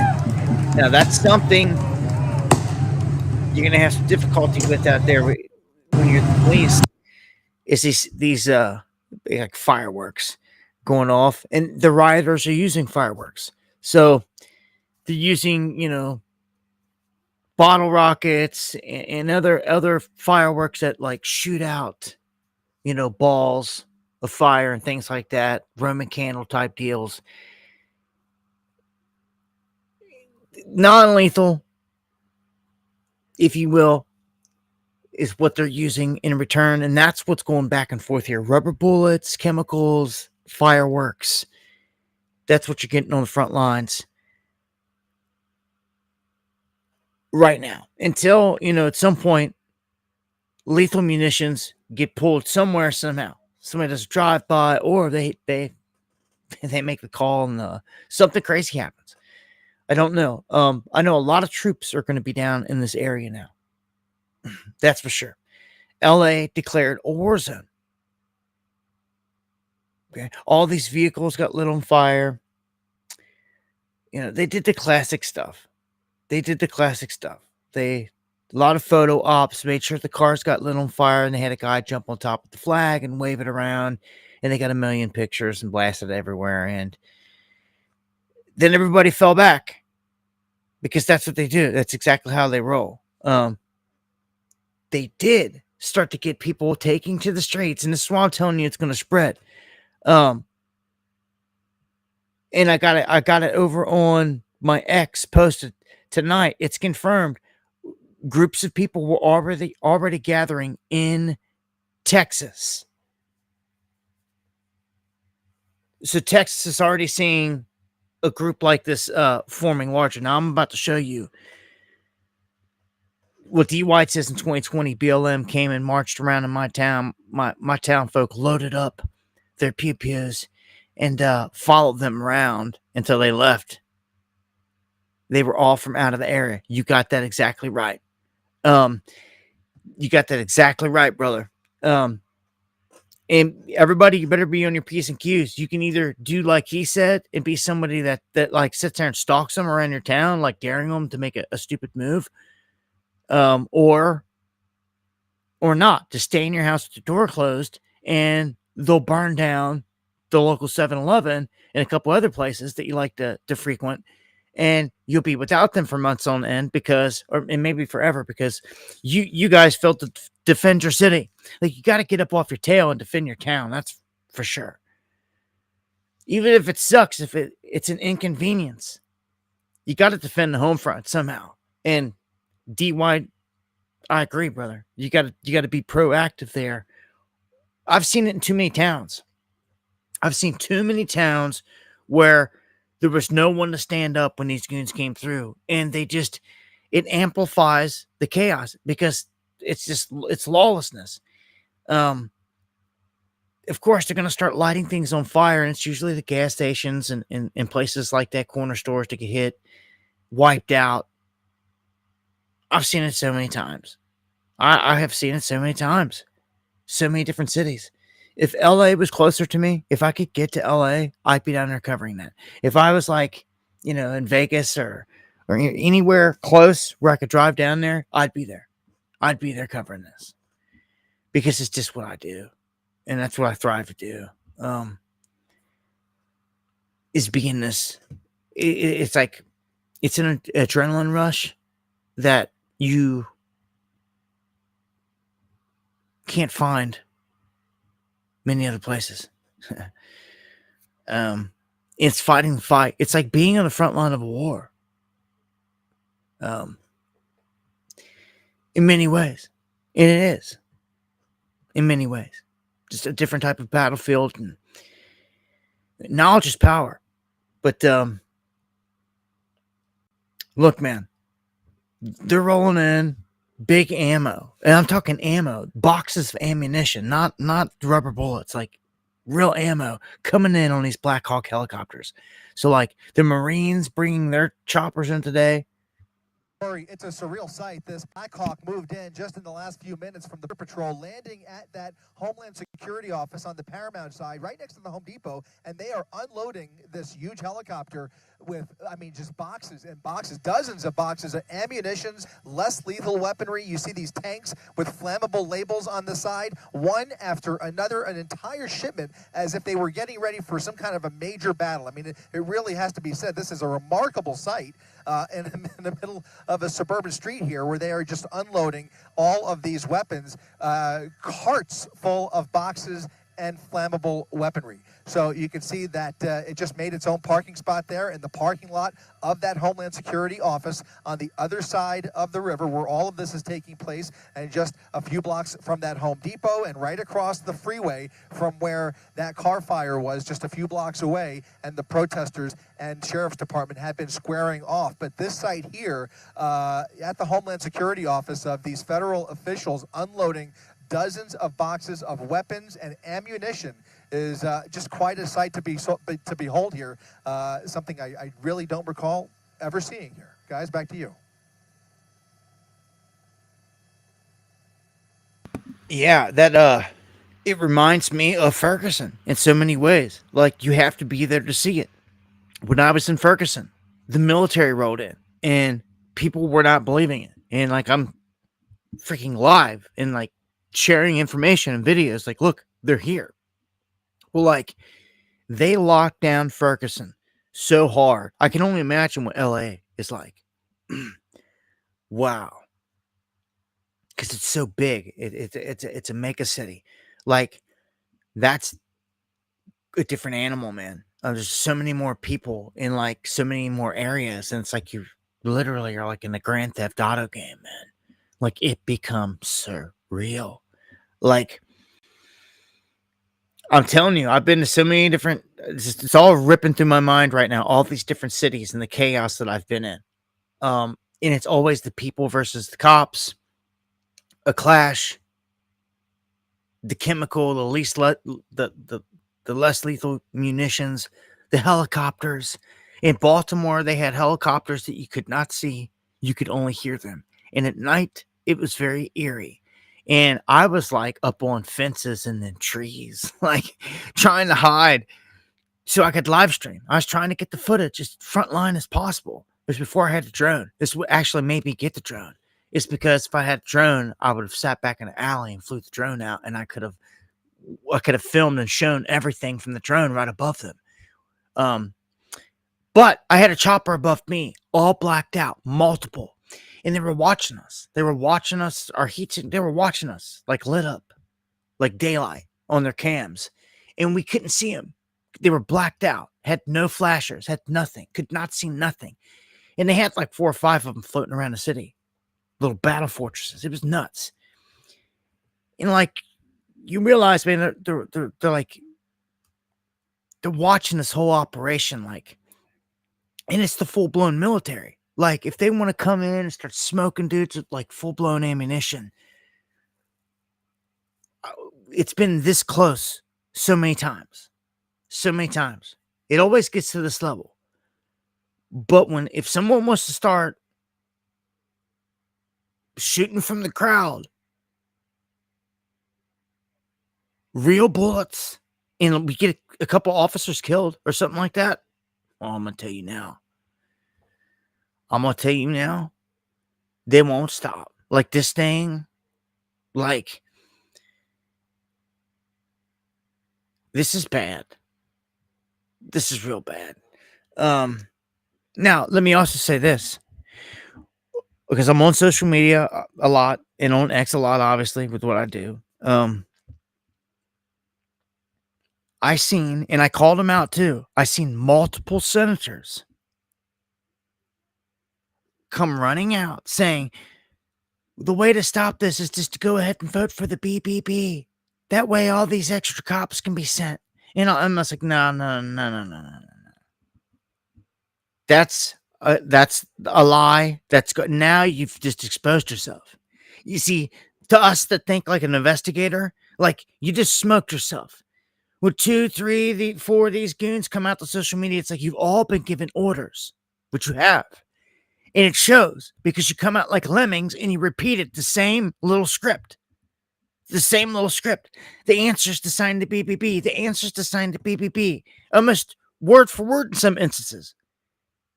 So your bosses told you to come out and say this, which means this whole event was what? To do that? To try to force the BBB? Like, they're pretty desperate here. This AI thing cannot get past, and like we've caught on to it. And like we've put enough heat on our senators that it stifled it. They were hoping to have this thing. Johnson was wanting to pass a Memorial Day weekend, a Memorial Day, and it did not happen. And Trump is getting pissed off and more pissed off because every day he says they should be on it. It should have been signed. But what's stopping it is senators like mine and others, like some of y'all's, that are saying no. It's Gates. Thank you for the super chat. All right, I'm gonna kind of keep it going here so I can get into the meat of this. Now, this was all part of their plan. As I'm trying to show you, like, I know some of you get it, but like for those that are just waking up, that's what I'm really trying to reach all the time. Is like get a new class of people woke up here before it's too late. People just now awakening to the theatrics of what's going on here, man. They stage all this, and this guy calls for nationwide street protests here on MSNBC, and this is what I'm telling you. Like, it's being telegraphed, and I've got the goods. All right, I'm about to show you here in like 3 links away. I'm going to show you the whole plan. It's exposed here tonight. It's done. The plan is hatched. It's open. It's going to happen. It's in motion. It's happening now. And it's coming to a city near you. Get ready. I'm telling you, I'm going to the one closest to me. There's a couple different cities, and I'm going to pick one. I'm going to go to it. If I can go to a couple, I will. But only way I'll probably go to a couple. I mean, it's a lot of traveling. Is if I go to one and like it's dead and like the window's open to do it. But I'm definitely going to one. I mean, it takes me hours just to get to a city. It took me an hour just to get to a close little town. But I'm willing to go if I know these goons are going to be set up. I'm going to go. I'm going to have camera rolling. I'm going to confront them, or I'm going to at least see what's going on. Ask some questions. Do some surveillance. Something. We're going to get some information. We're going to get some goods. I don't know what's about to happen. It's hard for me to believe that out here where I'm at, if I go down to this little mountain town that they got pinned on this map, that I'm going to find some BLM goons or something like that, because just a good old boss going to come on down. Let me tell you, there's too many crazy people around here that are not going to deal with it. One holler, tell us the next holler, tell us the next holler. Y'all get ready. These fools. Like, you may show up in like downtown and show up at like the Walmart and sit in that parking lot or something stupid like that, but you sure as hell ain't moving down through these hollers. You won't make it out alive. They will not. It's not like trying to push into someone's neighborhood or something like that. It's just not. It's almost like trying to go into a hood. Like, you just ain't gonna make it out alive. You're gonna be seen. There's only one way in, one way out. So that's a lot different than a hood. Where you got different streets and alleys and all this. And there's one road in, one way in, one way out. These hollers in these mountains. I think about this. It seems like they're coming. Here, I'm gonna play this clip so that you can see what this guy's saying, just so you can see what the rest of the world's saying on the news. I mean, my first message is to keep it peaceful. I mean, obviously, this is a moment where we have to be on the streets all over the country to protest what's happening to our immigrant community, but more broadly to protest what's happening to our democracy. This is the most corrupt administration in the history of the country, and we are going to rise to this moment by being out there on the streets. Ultimately, I think the country sees what Donald Trump is trying to do here. He's looking for a fight. There's nothing in what he is doing that is about peace or about restoring order. He's taking a protest that is relatively isolated. People in Los Angeles over the weekend would tell you that 99% of them went about their day, and it was pretty normal because this is not an invasion that has taken over the entire city. And he's trying to turn a protest that is pretty small into something that involves an even bigger confrontation so that he might actually be able to invoke the Insurrection Act. That would be a defining story of the week if he were to do it. And I just don't think, I think we have to make sure that we understand to not take him at his word. He's looking for a fight. He's not trying to calm tension. Ultimately, I think the country sees what Donald Trump is trying to do here. He's this moment by being out there on the streets, and we are going to rise to this moment by being out there on the streets. So he said it right there. We're going to rise to this moment for being out there in the streets. That's why I played it a couple times there. He telegraphed it. They just put it out to the masses. So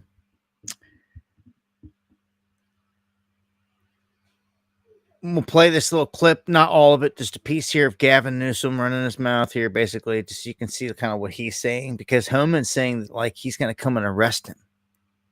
It's like a big threat. Like, they're setting the stage here. It's like a big soap opera, like a big show. And like Newsom's like, we're our own little country over here. And like, if you come in here, you're going to have problems. And like, he's like daring him like to come. He's like, come get me, big boy. If you big bad boogeyman. Like, I'm telling you, man,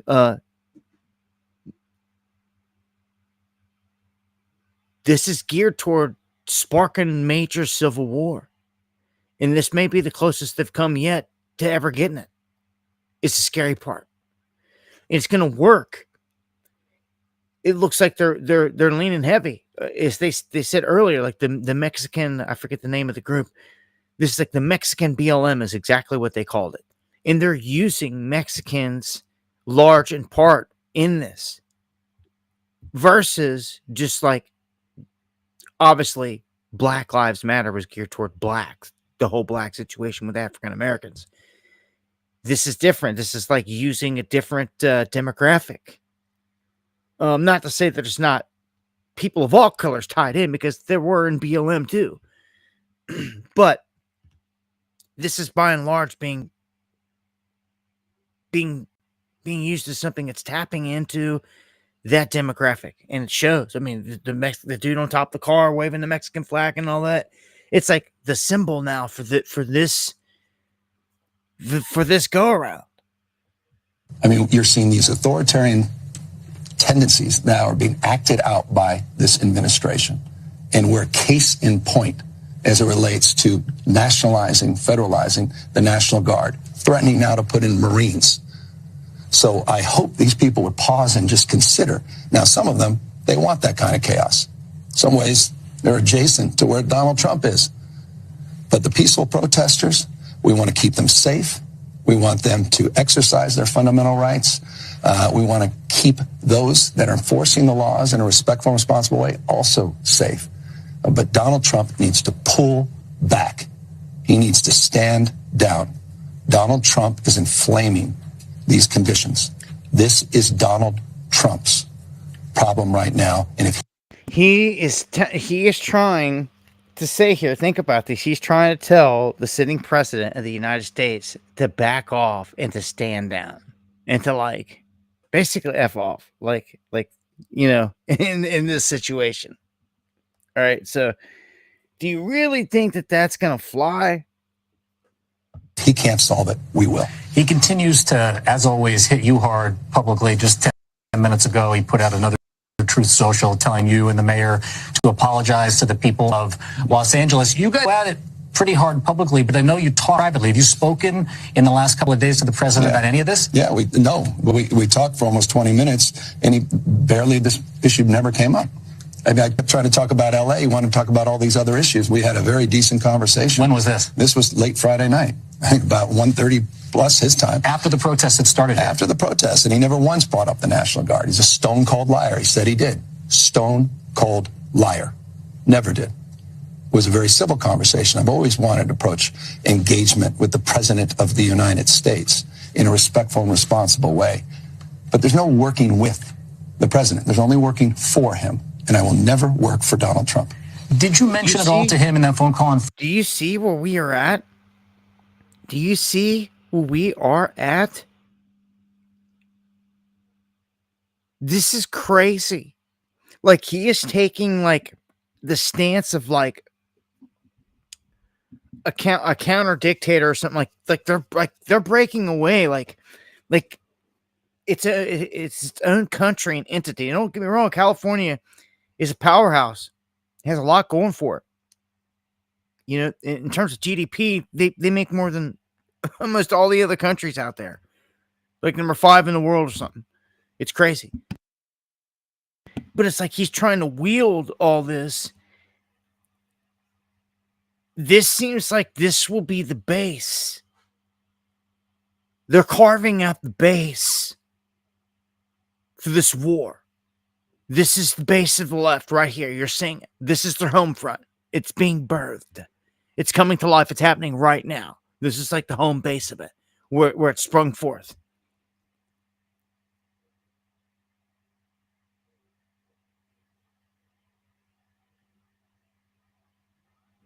I mean, is it not? So,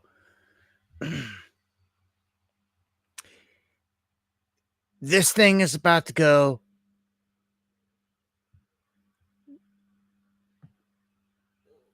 big time.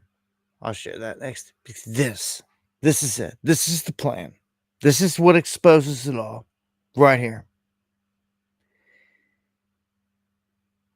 No kings. In America, we don't do kings. This is what they're... Now, some things could be said to be true. Like, yeah, we don't do kings here in this country. And yeah. And thank you, Kev Bar, cognitive thinker. Thank you, Kev Bar, for the coffee so much, my brother. You know, this is going to resonate just because of the crafted message here. The corruption has gone too far. No thrones, no crowns, no kings. Now, look, we know it's corrupt. We know it's a mafia. The problem with this is like, we know that this is not a real grassroots thing on the other side. This whole thing here, no kings thing, and more of what I'm about to show you is beyond that. It shows that it's controlled opposition. This isn't grassroots. This isn't like it's the real kids from the neighborhoods coming out that feel this way, that are doing this or anything. No, this is a controlled, contrived political thing that's driving this. Okay? And it always is, because these kids would be working somewhere else on the weekend or doing something to get that check. But no, a lot of them are getting paid to do this. And this is what gets the whole thing going. It's treason to me. I've never understood how we've exposed George Soros, and he's not the only one, and others openly have been busted, literally caught the people that got the check in hand. You're getting paid from Soros to cause chaos, and it's treason. He is going around using his money to buy political dissidents, basically, to cause chaos. It's what he's doing. And that is like treason. He lives here in the United States, and he gets away with it. He never has anyone say they're going to go and arrest. Trump never says a word. Like, this whole thing's going down. Like, you ain't send the boys. Go knock all. Who's the boys? Bongino and Patel. Like, get out of here. Every one of you, everybody out there, get a knock at the door before they will. This is a clown show. So, I want to make it clear. This is what they're promoting. No Kings, June 14th, they're rising up. Okay? I repeat, June 14th, they are rising up. That is this Saturday, this weekend. It's going down. It's going to be something special. It's like a special something for DC, and I bet the Devil's Playground.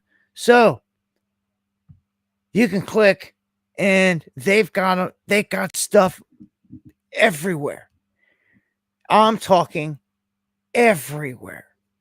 They've got, and I don't believe that they've actually got people in all these locations. I just don't. I've covered this throughout the years, and BLM, same thing. Summer of Love, all that stuff. They did the same thing. Like here in Kentucky, they said they had a little BLM group show up, like Bowling Green or something. There might have been like 5 people in the parking lot or something like that had showed up to a bigger city like Bowling Green. But like all these other little places around the map, like when nobody show up, and nobody show up nowhere, do nothing. Maybe 2 local punks or something. Well, it show you who they are, but like nothing. We didn't see nothing anywhere. I know everywhere is going to be different. This event's going to be different. But look, big cities like Louisville, that's targeted like in my neck of the woods, that's where I would expect to see the most action, the biggest city, like for my state. Which, again, when BLM came to Louisville, I filmed them burning 4th Street down while the cops watched and had to flee the city because they were burning the building down. I mean, that's real. I don't know what else to say, but like I'm willing to go back. Lexington, Louisville, whatever. If I hear a word or something, there's something well organized going on, then and there was in Louisville that time. That's why I went, because I seen how they were moving. Look, I went all the way up. Man, I seen BLM torch so many cities. It's crazy to think that they're retired, that they officially retired them. And like most of the people are in trouble, going to jail. George Soros defunded them, pretty much. That's why you can say they're retired. And he's putting his money into these other protesters in other places. So it's a combination of things that are feeding this. But it's all one big organized group. Now, when it comes to who's organizing this, if you're a Californian, these current LA riots are an example of your tax dollars at work. The Coalition for Humane Immigrant Rights, or CHIRLA, is one of the key players that's fomenting all this. Yep. It's a LA-based nonprofit with a history of doing stuff just like this. For example, it led the 2018 campaign to abolish ICE. It currently leads the Los Angeles Rapid Response Network, which gathers intel about enforcement actions and deploys activists to respond. So they do just that. CHIRLA has strong ties to the Democratic Party in California and has supported the election of Democratic candidates throughout its lobbying arm. It has particularly close relationships with the mayor of LA, Karen Bass. So she's got a whole wing here. She's got a whole freaking wing that's operating on tax-funded dollars that she's arming. CHIRLA, that I'm telling you about right now, that's under her command. The organization also has a close relationship with the organized labor in the state, which in turn is a major financial supporter of the Democrat politicians that run the place. So on Friday, amid rising tensions, CHIRLA held a rally protesting ISIS enforcement actions and were dead center in all this.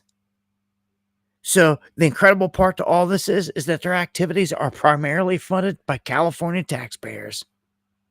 They obtained financial audits that show that for the fiscal year ending in June 2023, it received $34 million from the state, mostly from the Department of Social Services, accounting for 72% of the total revenue that they got. That was nearly a threefold increase over that period of time. So Churla getting millions. It also received a $450,000 federal contract in 2023, which Mayor Bass publicly took credit for helping secure. And then DHS froze funding in February with this whole Trump thing, with them in there. So they've already been handed $34 million to go to war with and to do whatever through the Department of Social Services. That is insane. Like, but Churla is funding a huge piece of this. You can see right here. Oh, wrong link. You can see right here on the screen. I tweeted this out. A link to all this stuff, this information. All the grants, all the money, all the millions. All right, and it's taxpayer. I'm showing you right here. Taxpayer money is being used by the freaking mayor through this Churla to do all this, to do whatever. It's crazy. Right here. You see it. It's not that hard. They don't even go out of the way to try to hide it. But neither does Soros. He does it openly. And he's sitting there comfortable tonight, sipping coffee or wherever he's at in his mansion in New York State. And no one says a word about it. And you've got war being plotted across the country, is how I always see it. When BLM is targeting cities and they go into them and they burn them down, it's insane. Seen it in Milwaukee, seen it in St. Louis, seen it in Baltimore, seen it in D.C. I'm telling you, I've seen it everywhere. It's like, it is. I mean, I've ran in BLM marches in so many other cities, all the way down to Florida, into Georgia, Carolinas, all the way down to Charlotte. I mean, dude, this stuff's been going on a long time. It's being rebranded, is how I feel. Yeah, that's what it seems like. So this is big. Remember that window I told you earlier about November 11th to the 28th? That's going to weigh heavy on me. But I guess anything can happen from here on out. It doesn't have to be that window, but that window is definitely like the bullseye as of right now. I mean, you got a whole summer of targeting cities here. That's just with this stuff. You know, when I'm talking about this window, I'm talking about a huge, like, game-changing, like, black magic event, ritual event that's going to happen in that window. So, now you know the plan is to spread nationwide and to do it starting this weekend. It begins now. It begins now. I told you, if you go over and you look at on my Twitter feed, you'll see in Texas they've already begun gathering in other cities. So they're doing this. This is how it happens. And this is how you know it has some legs, usually, is when you see mass gatherings in multiple states start to arise. And they've got some pretty large groups out there. So, yeah. I'm going to play this video here of Maxine Waters because it's just funny. Call it the feel-good video of the day. She tries to storm her way up here and like, I'm going in this building, and whatever. And they're like, no, you're not. And they go to slam the door basically in front of her. She tries to grab the door. Yeah, it's funny. So I'm going to play a clip. No, I want you to Hello, hello, hello. Councilwoman Waters. I just came to use my congressional authority to check on David. Ma'am, the lobby is secure right now to all visitors. Excuse me, I need to get in. Contact our public apparel. I need to get in.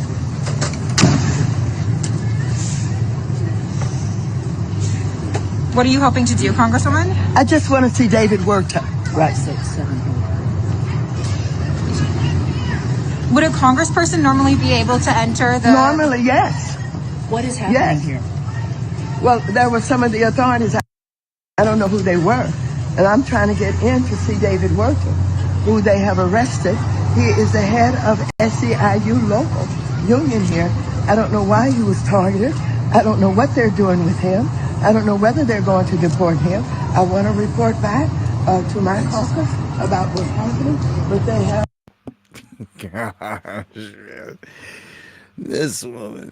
But, I mean, I don't know. I just thought it was funny. Just leave it at that. They just slammed the door in her face. Trump signs an order on deregulating flying cars in supersonic flight. This is game changing. I've been hinting at this kind of with a few stories. It's growing. Now that he signs an executive order, you're gonna see a ton of different stuff. Supersonic flight, like what? Like, yeah. So you're gonna see this before any other big announcement, I guess. So it's one thing at a time. So to get this one out of the way, I told you the car looked more like a drone that you were sitting in. There's all kinds of different models. I don't know, man. Some of the stuff is going to have to be tried, tested, and out there for a minute before I even want to touch it. Because I've seen just too many accidents happen with the drone type of just propeller technology. Any bird, anything can hit it. I've seen too many birds go in airplane engines. Like, if that happens to one of these drone aircraft, you're done. It's not going to take it like a plane engine does. When the propellers get hit and they slow down the slightest bit, that drone's coming down. I've flown drones for years and years, and I know that, I mean, all it takes is just one of the propeller blades, even though you got 4 or more. It just takes one to go down. Hey, it's over. So, I don't know. I don't know. Maybe, I don't know, man. They got them suits out there where the dude's got a backpack and he's got these things on his arms, and it gives out this big burst of, energy and air, and like he can fly right up the side of the mountain, like Iron Man. I think that right there is pretty cool stuff. To help save people. I would almost personally trust something like that a few feet off the ground, but still being able to zip around and go to all these places, and even go high if you needed to. I think one of them suits, I would choose one of them before I would hop into one of these flying cars that are like a drone again, because I don't know, man. I've just seen a drone come down so many times, and I hate to be basically sitting in one. When I have a bird take you down and be dead. That's what I'm saying. We see how this goes. We got a lot of drone stuff here. Drone stock soaring because Trump signs this the eVTOL executive order. So a big thing. And even with Walmart here, Walmart drone deliveries coming to 5 more U.S. cities. So they say that it will scale drone deliveries across 5 states: Arkansas, Florida, Georgia, North Carolina, and Texas. Those are the main places. Main cities are Atlanta, Charlotte, Houston, Orlando, and Tampa. You'll be seeing a lot of drones in the sky, bringing deliveries and coming right down into neighborhoods. I told you in Atlanta, Chipotle has this little vehicle. It's like a miniature truck. It's like a little robotic vehicle. And it hops on the back roads and it delivers food to neighborhoods. I guess, it's pulling up at the light just like everybody else and it's going through, but it's sticking to like back roads, not going on the highway. And this little vehicle is making deliveries. It's all robotic. It's like, it's nuts. You got that and drones being rolled out. Yeah, I'd say by 2030, there's going to be a lot of cities that look different. And interesting, Trump signs this executive order on eVTOL and like drone stuff, right? DJI, the biggest drone maker in the world, launches its brand new advanced Mavic drone, and they completely skip the United States market. The biggest market. That's a crazy move. That's like a war move, man. Like things you do when things to completely skip the market. I don't know. They're infiltrated enough, I guess. They're in every single thing that you could think of, and that's per Christopher Wray. So they're just like, screw them. We're not going to sell them our drones.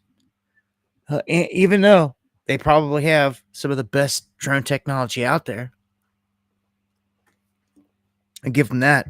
The United States needs to step up and deliver. They need to make or have a company step up making drones right here. You could 3D print the bodies all day long and all this other stuff. You could change the designs, all that. What China's done basically through DJI is put it all together, make a complete package that no one else has been able to do. And have all these enhancements with it. They did it. No one's been able to match it. So that's an area a U.S. company could step up and they could match it. You can make all the parts. All that stuff. It's just putting it all together and putting the HD cameras on it and making it to where it has GPS guidance and things like that.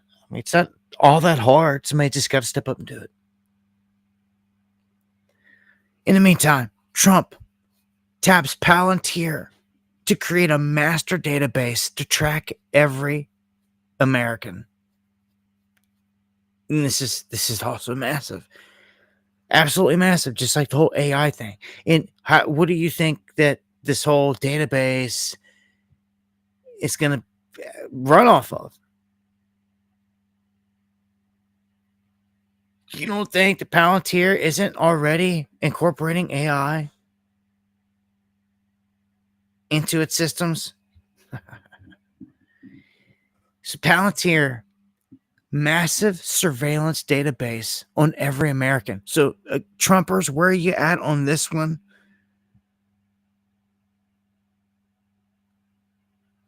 Your Gentile Messiah is openly paying this company to make a huge database on us and track us like rats.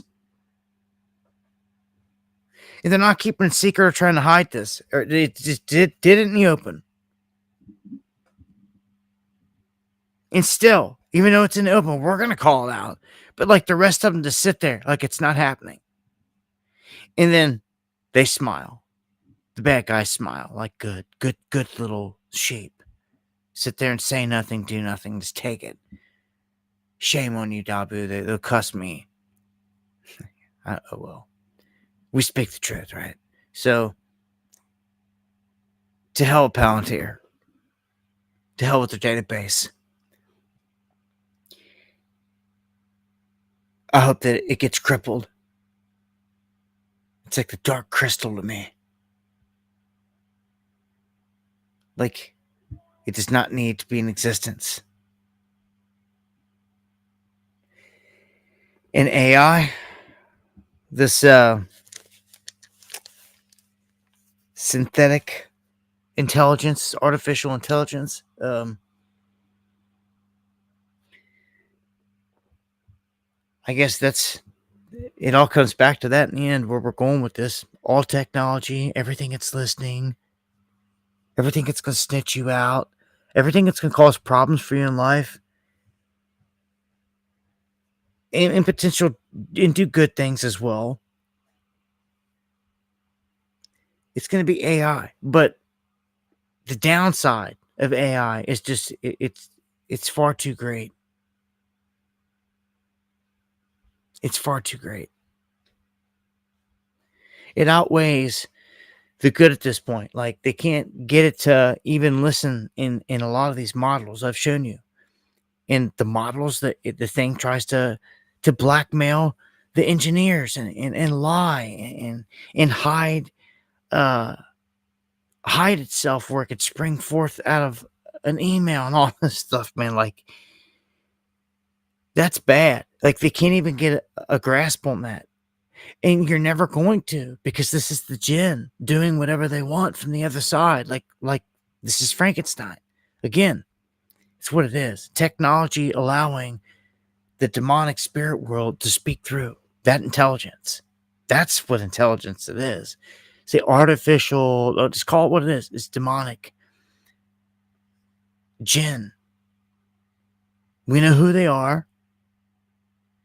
We know what they're doing. We even know their names. We know the hierarchy. We know it all. And we know that's who it is.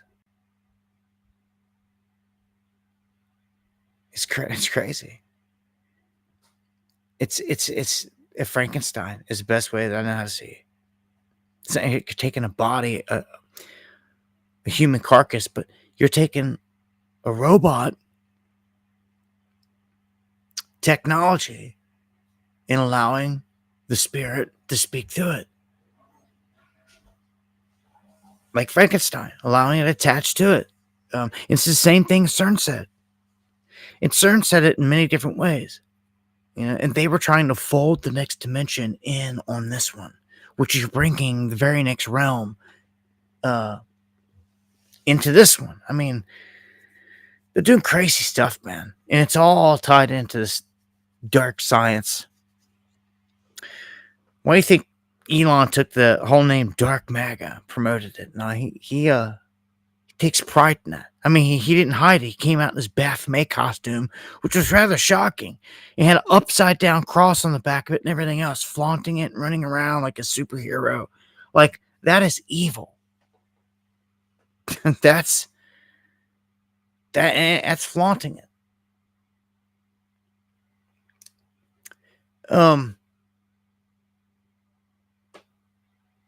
Skip through here. All right. Is the Elon Trump saga over? I'm not so sure. But he was putting out posts that seemed to support Trump and his views. Even though the last thing that we heard from Trump was that he's not interested in talking to Elon and all this and that.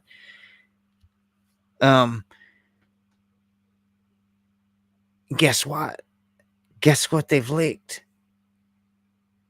Guess what? Mr. Black Eye Club. Mr. Black Eye, right? That said X hit him in the face, and we all knew something was off the story, right? Right? Guess what? And I can't believe they've even admitted this. Maybe something got out and it just got out, but a fight broke out. Besant and Musk got in a fight, and they're still holding back details. There's different people are saying different things. I could play different clips where different individuals are saying different things. That's always how things go, right? Two dudes got a fight in the hallway, but everyone's got a different opinion. somebody's with this person, if somebody's standing over here, they might have thought this person got the other person. It all is perspective, right? But Musk shows up with the black eye, and now we're finding out that they're trying to say that he at least had a fight with this guy, and he at least initiated it because he checked him, like a rugby player, like he threw his shoulder into him. And that they say that guy retaliated in some manner. Skeeby in the house, much love. But they fall short. They stop short. All of them stop short right there of saying Besant hooked him or anything like that. The most you get is that he retaliated. Well, what did he do? He threw his shoulder back. Why didn't you say that then? Why are you being so vague about it? You say he retaliated, Musk coming out with a shiner. Like, hold on, man. They're trying to say this was in mid-April as well. Musk just came out with the black eye. Was there two scuffles? Others are saying that there could have very well been a whole separate incident here. This one happened in April, and then another one just happened, and that's why Musk was kicked out, ultimately. And some people are like, it's rather obvious because he had a black eye. And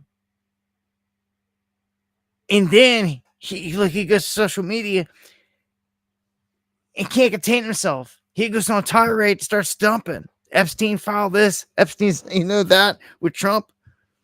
Like, that's bad. So apparently, like some physical things happened in there. Some of these guys, trying to be alpha male in the room or something. And that's why I think Trump set the Elon war thin. He did his thing and like, time to go. I don't know. It's a bit of a charade, shenanigans, but the whole black eye thing, and then hearing the details that they're actually admitting that there was some scuffle. It just makes you. I really would like to know the details of that. Just cause, but they lie so much. And like here, this lady, the new mouthpiece, Trump's mouthpiece here, she is trained to hypnotize the audience and feed them a lie. But she gives some details here I want to play. But, Caroline, the Washington Post reported after speaking with Steve Bannon that Elon Musk aggressively body-checked Treasury Secretary Scott Bessent in the White House. We're all trying to figure out what happened here and how come this got to this level. What happened? Did he body-check the Treasury Secretary in the White House? Well, look, when this story originally broke, I said from the podium that there have definitely been healthy disagreements amongst the cabinet and Elon Musk. There were times in which they got frustrated with one another, but I think that really speaks to the heart of this cabinet and the president's team, that they can have these robust disagreements and then still come together to do what's right for the people they are serving. And you saw when President Trump graciously sent Elon Musk back to his companies, Secretary Bessent was there in the Oval Office, along with Secretary Lutnick and Stephen Miller. I was there. The Chief of Staff was there. And we were all hoping for the best for Elon. And I think it's unfortunate that now that he's gone back to his companies, he is lambasting this bill that he was very much supportive of by all accounts. I mean, he never spoke out against it until he went back to his companies. And that's okay. He has a right to speak for his companies. But the president and the Treasury Secretary and this whole cabinet are working on behalf of the country. So everyone is focused on moving forward now. I understand, and I want to get to your thoughts on the trade talks tomorrow. But Caroline, what I'm trying to understand here is how rough this got, because the president said that Elon Musk disrespected the office of the president. Now, we know that there was real disrespect in a lot of those X posts from Elon Musk, for sure. But did he actually get physical? Was there a fist fight that he body checked the Treasury Secretary? I certainly wouldn't describe it as a fistfight, Maria. It was definitely a disagreement. Although I was not there, I didn't witness it with my own eyes. I heard about it through secondhand reporting. But again, we've moved on from that. The president has moved on from it. And the entire administration is focusing on passing his bill. That sounds but also, like Maria, deflection. cutting waste, fraud, and abuse from our government remains a critical component of this administration's agenda. Like, shut up. Like, she couldn't even. That tells me there was a fist fight right there. She couldn't even answer Maria's question, and then she knew it too. And she was just like, whatever. Like, she did what she was trained to do, and you could see it right when she said it. She like froze. She was like a deer in headlights, and like she was like, "Oh, well, I wouldn't describe it as a fist fight," but. Yeah, I don't know. Everybody's just going to get left in the dark on that. Obviously, some confrontations. Literally, some physical confrontations have happened. They've let that be known. The details of which, though, they want to kind of keep under wrap. And all we know that out of it was Musk had a shiner. Musk got a left hook, man. We got to find out, see who threw his left hook, man. Find the culprit, see if it was Bessa. Who knows? She might have. No, she said she wasn't there. I don't know. I just wanted to play the piece. Now, here's something else I want to address real quick. Yeah, I just want to make a statement for anyone that follows me.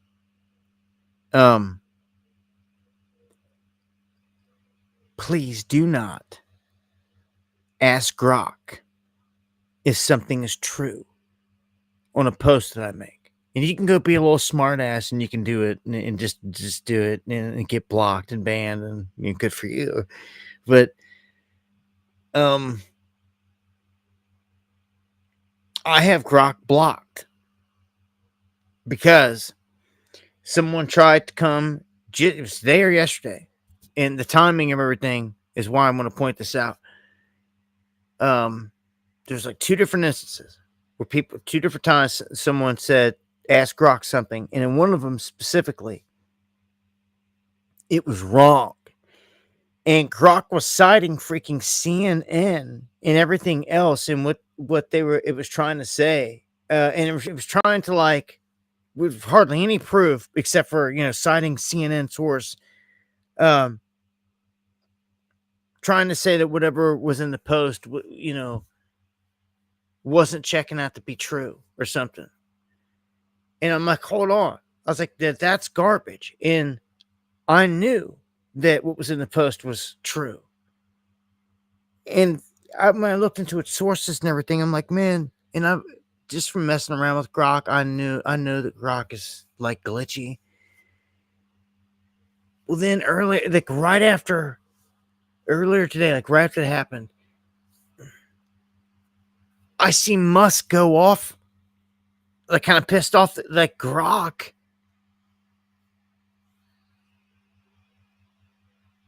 confirmed a lie on him. And Musk said something about it. Somebody was like, man, Grok is saying that you were with Stephen Miller's wife or and all this stuff or some of these malicious claims, which are not true. Musk did not say none of this stuff. Musk gets pissed and he's like, no, it's fake for F's sake. And a facepalm emoji. I never posted this. So Grok, if you can see, Grok is spreading a lie. And Elon is feeling it front and center. He's dealing with it in front of everybody right here. That like, look, your Grok sucks at this point because, I mean, it's got its pluses, but it's got its minuses too. Again, we're going to have to come down to what outweighs what here in terms of the benefits for mankind and for the people. You got all these people, and I've seen it. I've seen all these people going over here. A story breaks. Grok is true. Grok is true. Like Grok is some kind of god. Like, it pisses me off. That's why I blocked him. That way people can't tag me with him. And I'm asking all you people not to tag me with him anyway, because it's going to sow confusion. Unless you, after me telling you this, I see you do it, that's going to tell me that you like to sow confusion. It's going to show me everything. So, I'm warning you that it's not to be trusted. None of it is. I've told you this a million times. You could use some of the information gleaned from it and some of the stuff that it can do. But, dude, classic example right here. When it's lying on Elon,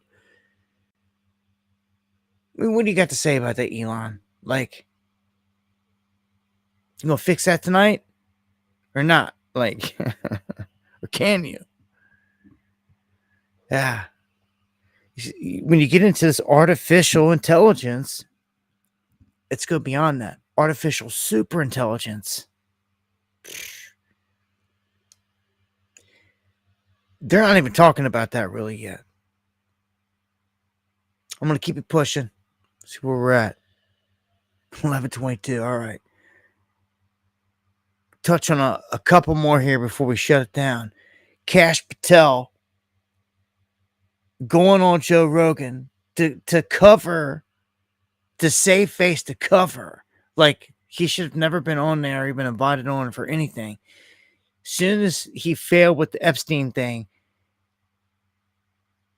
he's on there talking about it. And when you watch, when he starts talking about the whole Epstein thing, you can tell the whole thing was set up for just that, for him to come in there and give that part of the talk. And Joe Rogan played the part. He allowed him to come in. It's pathetic. I trust none of them. So what does he do? He deflects. Instead of anything on Epstein, he goes, oh, they announced a new discovery. They could finally take down Fauci. Like, nobody cares. Who cares? Rat-faced. Fat ass. Nobody cares. We see through it. You were hoping, they were hoping, a ton of people bought. It took it. Hook, line, and sinker with Kash Patel.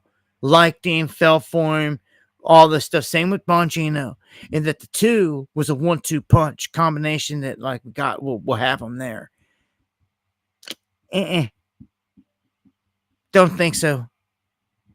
Oh, they hate that. They hate that. They punched the wall right there at that one. They hate that. They hate some of us see right through it. It's because they're weak. They suck. And they're sellouts and they're treasonous. And, like, they're not fighting a good fight. They're not doing this for the people. They're listening to their masters and their handlers, and they know it. And they know it. And they know it. And we see it. And they know we see it. Okay? And it's what it is. Some of us see through it. We're not going to fall for it. And we're going to call it out every step of the way. So they want to deflect with these stupid little stories. Like, dude, if that's just go arrest him. Like, quit talking, because that's all you're doing, and be about it. Walk the walk. Like, go arrest Fauci. Like, you don't say another word about it ever again until you show up with him in cuffs. Like, yo, we just arrested him. Like, we got Fauci. Then maybe somebody be like, what? Like, let's see how, if this thing, then put him away. Get him in there, try to put him away, put him behind bars. And then that'd be different. But, like, nah, you can't even start there. Like, you just all talk. Cash and Dan. So FBI pops up and says the Chinese that they won't go confront next to our military bases. They're sending in spies left and right. And they've busted another one. Remember, the last one was one that came from China that was bringing in some pathogen, is what they said, that could cause all types of damage. Well, they busted another one from the University of Michigan, smuggling these pathogens into the United States. Yeah. So All right. And we've got Israel snatching up Greta Thunberg. If you guys missed this, Greta stepped on the scene as this activist, this climate activist, and all this at first. It's how she got into it. And, basically they created her. They used her at first to their advantage because she believed in saving the planet and the climate. So they used her naive green, self to their advantage. But then she grew up, kind of quick and realized that hold on. Right. She looked at Palestine and seen the genocides going on there. And she started to gravitate toward that. And I was like, well, I want to help these people. Which was counter Israel, was against basically Israel. And she just announced that they were going on this flotilla that was taking goods into Gaza, humanitarian, and they've been snatched up by Israel. They've been stopped. They've been all taken. And she posted that she was kidnapped, but then there's images of her smiling when they give her a fresh turkey sandwich and all this other stuff.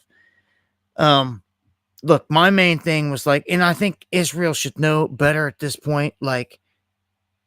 They're not stupid. They may be really evil, but they're not stupid.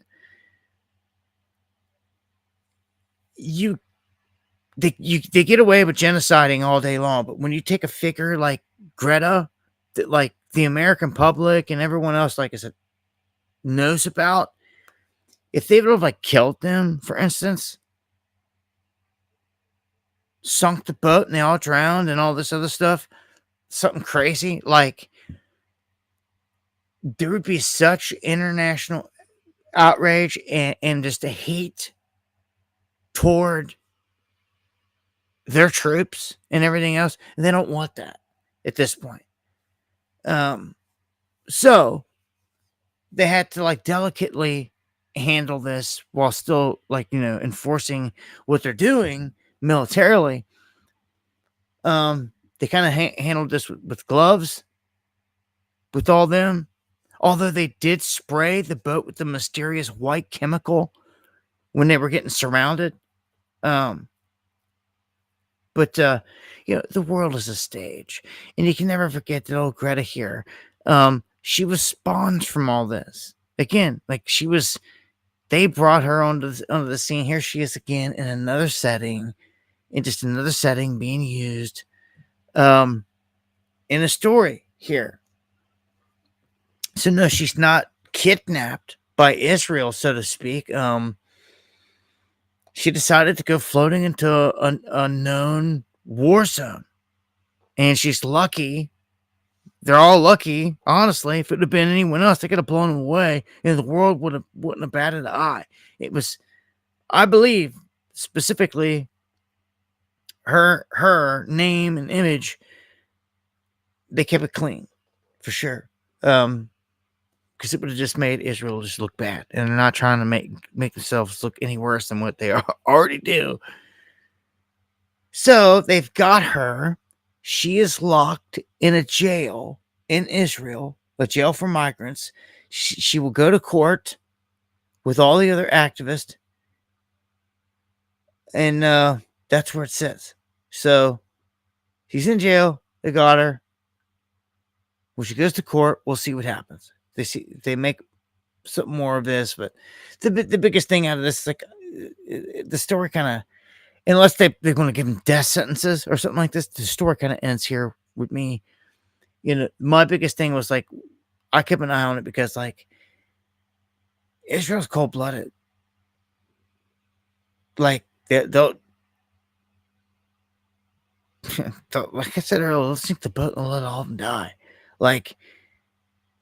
The military there in a military operation, I mean, so it's what they do in war, and that's how they view it. So all these guys view it from that side, however wrong or right, or whatever what side people want to say.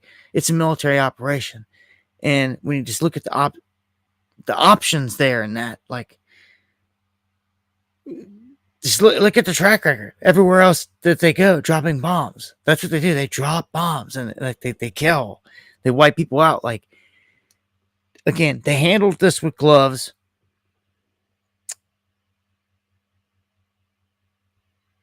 Well, push on. Although I think these comments from Trump are kind of funny because he said that she needs anger management. Yeah. Go ahead, do you have a message for Greta Thunberg, and did she come up on your call with the Prime Minister today? Well, she's a strange person. She's a young, angry person. I don't know if it's real anger. It's hard to believe, actually, but I saw what happened. She's certainly different. Anger management. I think she has to go to an anger management class. That's pretty much what he said. Like, nah, yeah, it'd been a total different conversation if she'd got killed, right? Total different conversation. But it didn't happen, thankfully. And let's see here.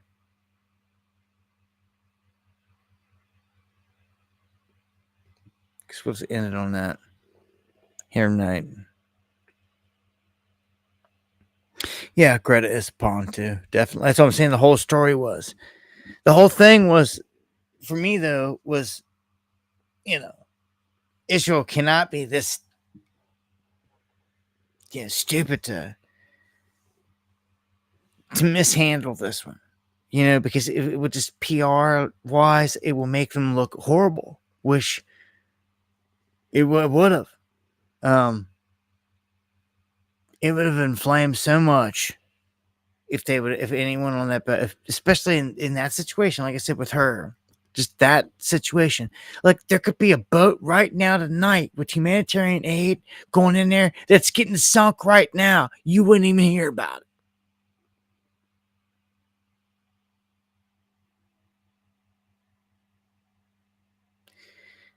That's the craziness about it. People get wiped out and killed, and like, it's happening every moment. Literally. Right now, it's daytime over there, so it's wartime. And it's war day and night, but a lot more during the day. Yeah, man, I'm sick of the war. And thank you, Melody. So stealthy. Wayne. Rufus. Pride.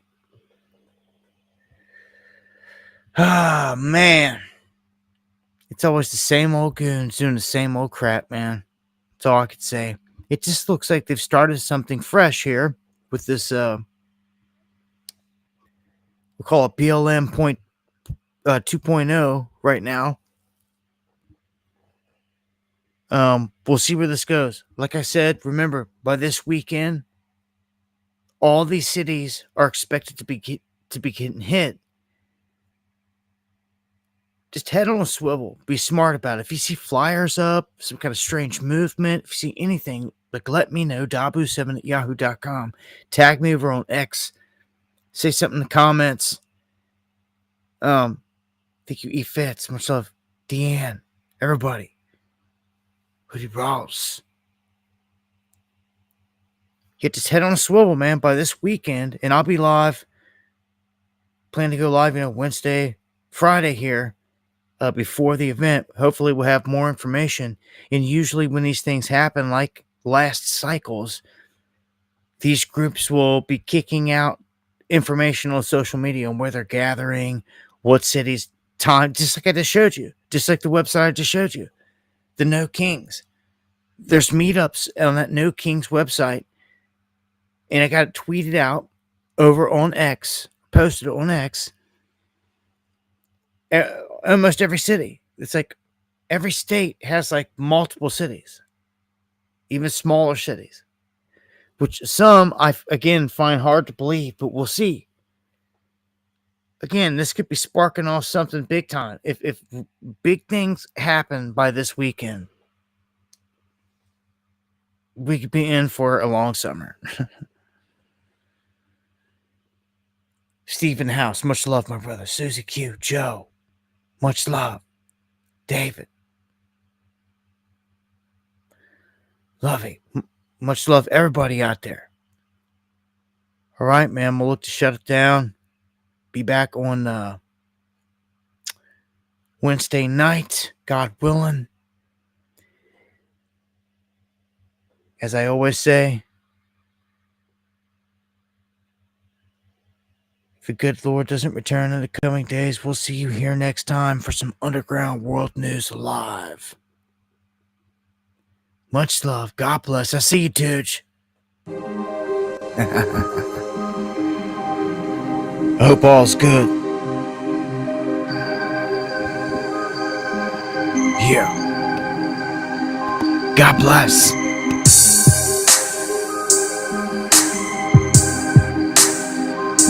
Never stop praying. Always stay praying.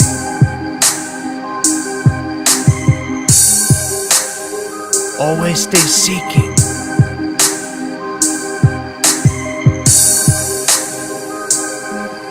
Righteousness.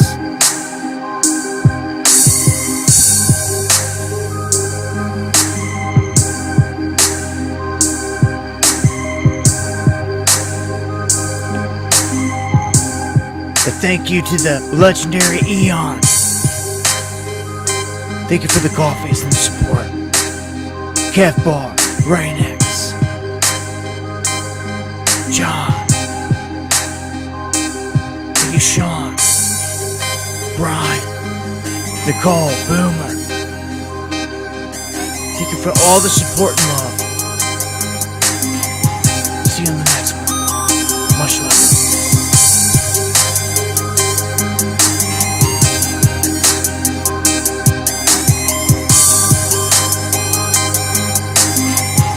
Thank you, Desire for Truth. And all you guys that are here, welcome to the Underground.